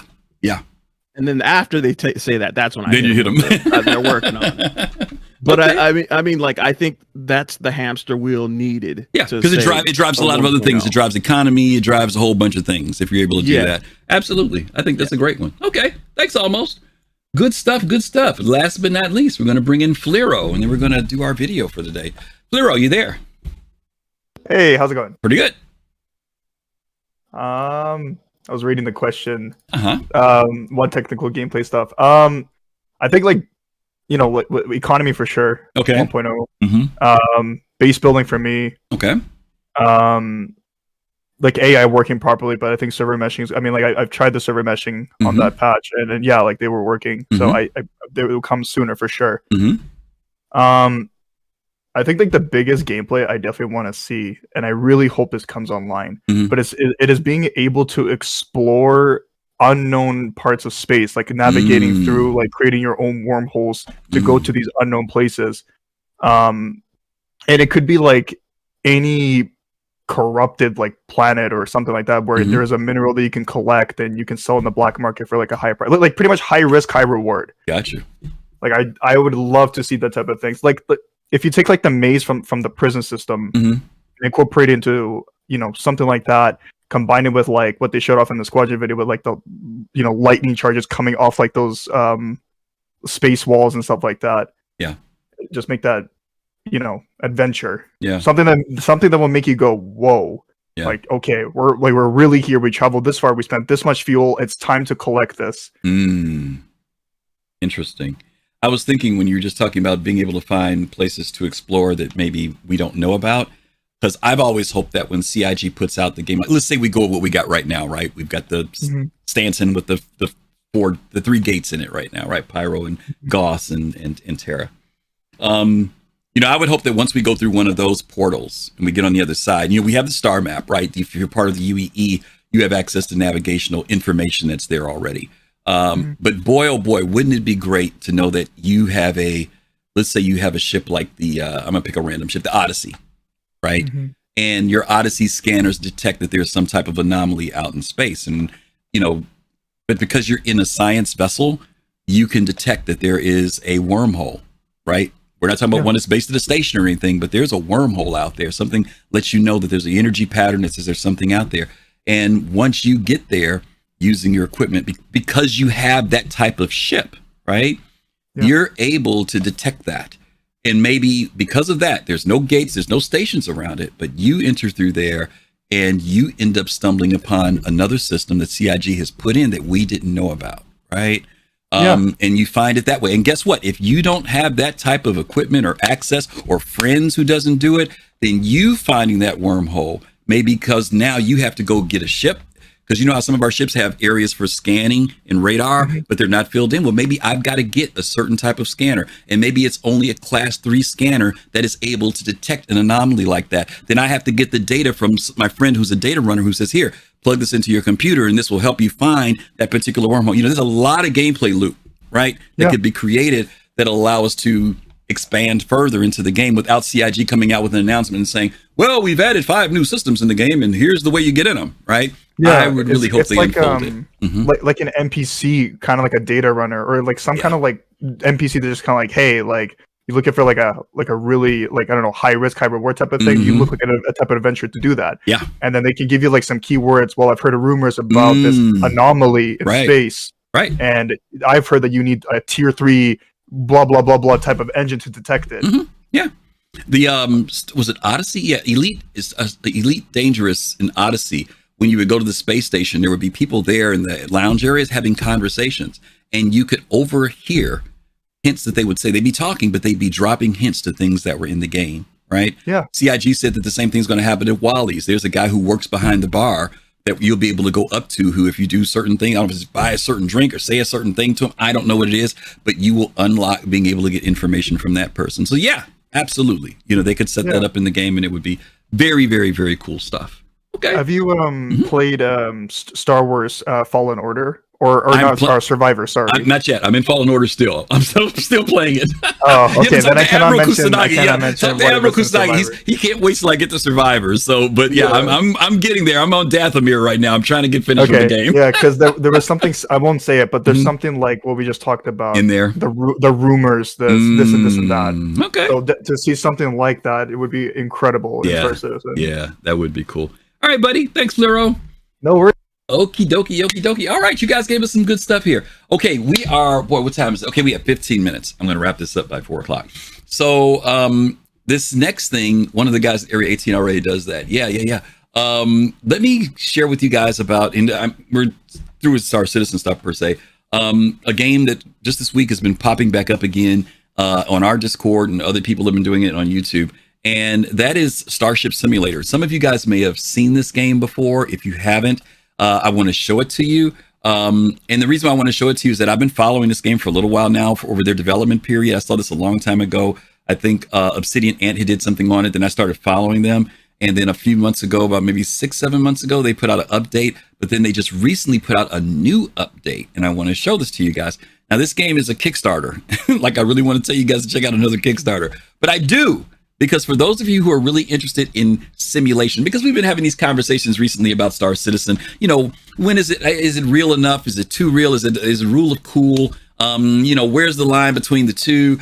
This is real, but this isn't. This is fictional, but this isn't. This is scientific, but this isn't. And so I really want to kind of show you this one because it's a different type of game, you know, but I think that for those of you who are into it, those of you who played Artemis back in the day, those of you who played Star Trek Bridge Commander, you may be interested in a game like this. It's a different game. It's not Star Citizen, but you'll see some elements in it that'll remind you of Star Citizen, but you'll see some different stuff too.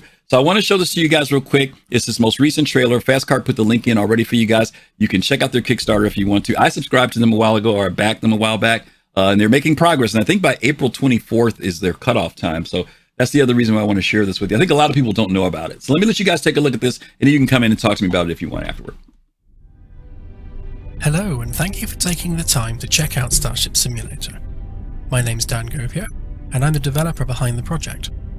Now, I imagine quite a few of you might be thinking, does the space sim genre really need a be here? Won't this just end up being another clone of what's already out there, or a simple rehashing of existing ideas? Thank you, Commander Bears, for following. By the end of this video, you'll agree that we do have something unique to bring to the table, which a lot of space sim fans, myself included, have been wanting for a very long time. Put simply, Starship Simulator is my answer to one simple question. What would I do if someone handed me the keys to a real, fully working starship? Without any hesitation, I would just pick a random star in the sky and then fly off to explore its mysteries. And then along the way, I'd be nosing around every inch of my new vessel to learn exactly how it all works. And that really sums up what this game is all about at face value. You've got a fully working starship, a whole galaxy to explore, and the freedom to fly anywhere you want just to see what's out there. But if we dig deeper, there is of course a whole lot more going on under the hood. Let's start with the ship itself. Growing up, I really wanted to be an architect, and despite ending up working in IT, that interest in architecture never really went away. So when it came to designing and building a starship, I really wanted to design and build a starship. Now, in a typical video game environment, there's generally nothing going on behind the walls and floors. It's actually just smoke and mirrors to sell the illusion of a real solid location. And that's absolutely not the case here. Delve behind any wall panel and you'll find the ship's genuine structural framework, all designed in CAD software right down to the individual bolts and weld lines. You'll also find miles of pipes, cables and conduits that are all fully simulated and critical to the function of the ship's systems. For example, turning off these breakers will kill power to the bridge, causing the lights and consoles to genuinely stop receiving the simulated electrical current from their attached cables. If you pay attention to the readout when the breakers are turned back on, you can see the electrical draw increases as expected. This means the location where your ship takes damage naturally becomes really important, because that could make the difference between losing a few lights or losing your entire FTL drive. As you can imagine, if you're playing as an engineer, you'll certainly have a lot to be getting on with, but we intend for every role aboard the ship to be approached with the same amount of depth and attention to detail. Speaking of jobs to do, we're planning to include 8 basic roles to begin with, from the captain to a simple passenger who's merely tagging along for the ride.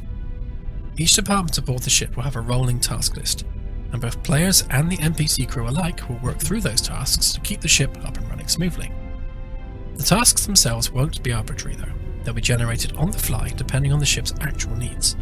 Taking engineering as an example again, if a component is damaged, then a task will be generated for that specific component to be investigated. A player or an NPC then picks up that task on a first come first served basis and then works to resolve the issue. Don't worry if you have no interest in engineering though. The NPC crew members will actually be fully capable of running any of the ship's departments entirely on their own. If you just want to be a pilot or you just want to sit in command, then you don't need to worry about what's happening outside of your chosen role. In fact, and I happen to think this is really cool, if you choose to play as a passenger, then you actually won't have any jobs to do at all. Instead, an NPC captain will take control of the ship. There could be a massive firefight happening right outside the window while you're just sat there in the bar sipping your favourite space beverage. You can just be like, nah, not my problem, crew can deal with that. The NPC crew members also play a big part in making the ship feel more lived in, with each of them having their own lives aboard the ship. They'll have their own crew quarters, their own shift patterns, they'll eat, drink and even use the bathroom if they need to. You won't need to worry about micromanaging them though, they'll just happily get on with it without the player having to get involved. We're hoping players will form a strong attachment to their new home among the stars, so we're including many customization options right out of the box. You can customize your ship's name and registry number, and this updates in various places around the ship. You can change the interior decor, like the default lighting hues, or the materials used on the floors and walls. You can customize the colors of the UI panels to match your chosen theme, and you can even enable ship-wide seasonal decorations depending on the time of year. We'll be expanding what's possible with this over time, but cosmetic options such as these will always be free and included as part of the base experience. The ship's interior will also be highly interactive, with every button on every panel performing some form of tangible action. I actually find it quite annoying in games when you're surrounded by buttons or switches that just don't do anything. So in our game, every single button will serve a practical purpose. There will also be hundreds of physical items that you can pick up and interact with, and they will remain where you left them thanks to our object permanence system. That means if you find a cool looking alien trinket on your travels, then you can put it literally anywhere on your ship and it will just stay there, continuing to look cool until you decide otherwise. We want players to really feel like they're living and working aboard a huge vessel in deep space, so there'll be plenty to do aboard the ship while you're out exploring the cosmos. And speaking of exploring, that brings us nicely onto the subject of the galaxy itself. Just like the ship, the galaxy is also being built as realistically as possible, using real astrophysics and a true one-to-one scale. We can't explore the real Milky Way, so we want our simulated version to be the next best thing, with a realistic physical structure and scientifically accurate galactic regions. Every system you visit should be scientifically plausible and packed with everything you would expect to find in any star system, from star-grazing comets to an array of Kuiper Belt-style objects. We'll also have black holes, protoplanetary disks, magnetars, nebulae, and even naturally forming wormholes. I'm actually really excited about the wormholes, because with them being entirely procedural, even I won't know where they are, or where they lead to. We're all exploring the same shared galaxy, so I'm looking forward to seeing some community map-making projects. Our simulated Milky Way is also going to be packed with life, with procedurally generated alien cultures scattered throughout the entire galaxy. If a planet or moon is capable of supporting liquid water, then it will run further calculations to generate life on its surface, and also in space if the culture there is advanced enough. Depending on how old the planet is, its life could be anything from simple bacteria to a highly advanced spacefaring culture with motivations far beyond human understanding. Alien cultures will also have a wide array of procedural attributes that will shape their reaction to your presence. They could be pacifistic space hippies or bloodthirsty psychopaths that just want to watch the galaxy burn.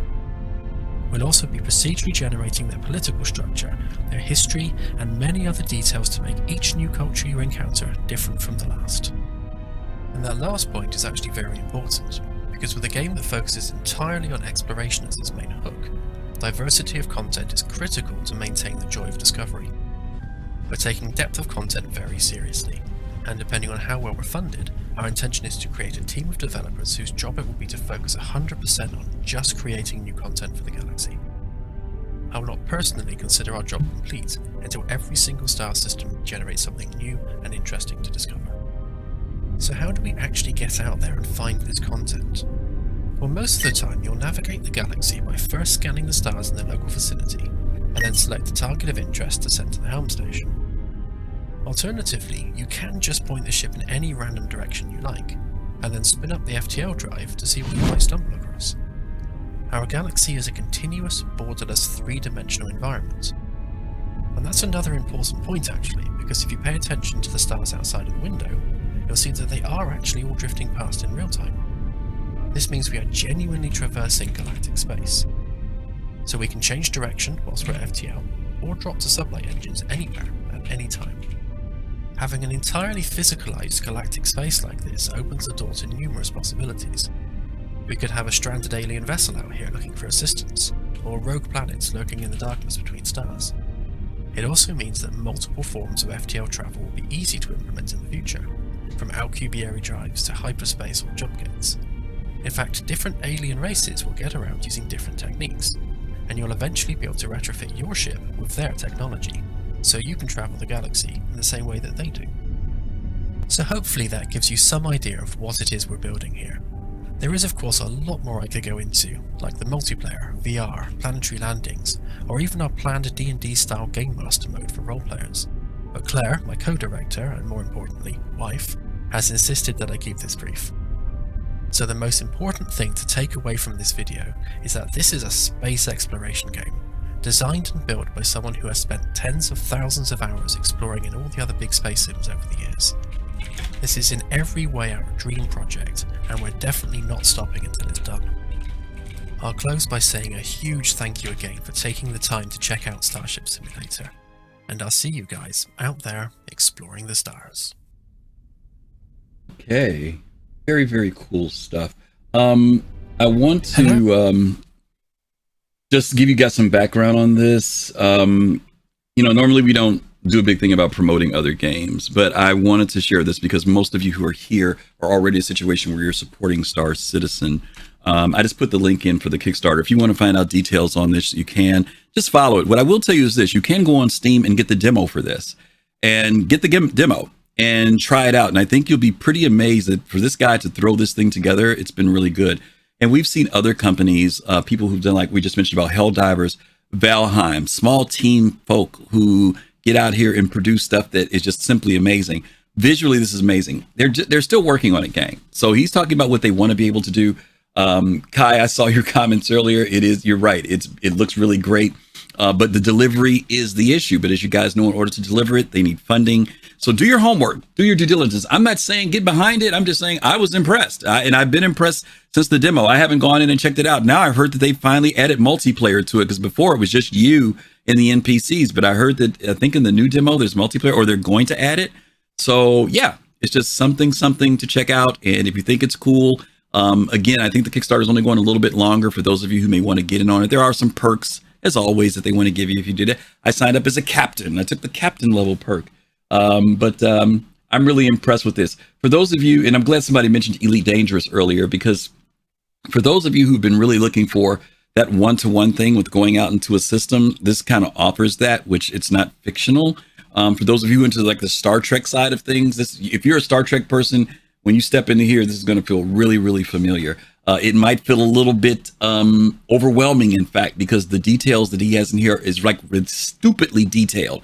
I mean, you go in engineering and it's scary. I mean, you really go down where the warp thing is, and it's like, oh my God, are they really? Is he serious? It's amazing to see how much detail they put in here. So if you're interested in it, like I said, there's the link there for the Kickstarter, or just check out the video link that we put in earlier. This is what you just saw there.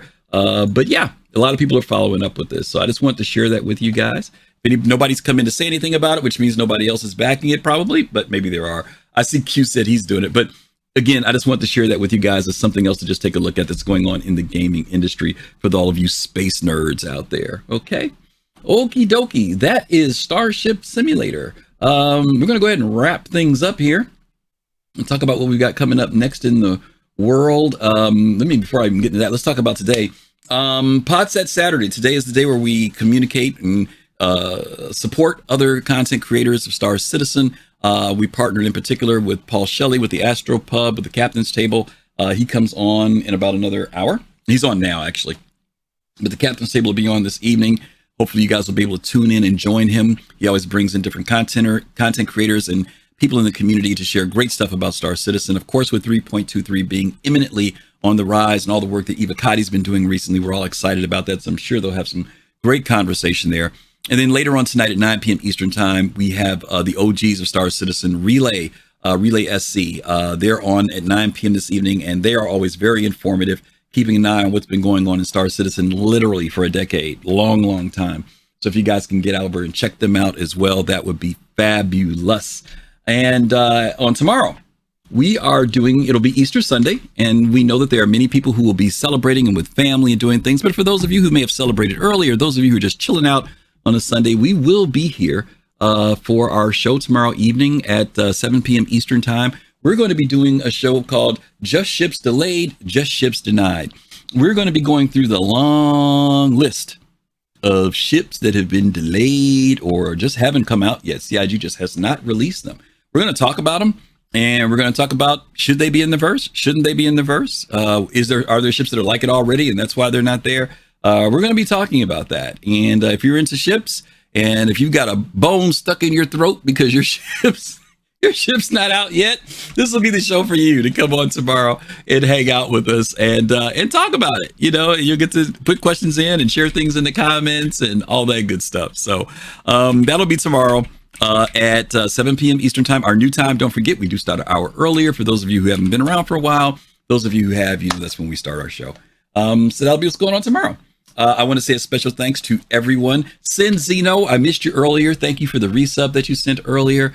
Truly appreciate that. Those of you who came in and shared with me today. Q, always good to see you and the family.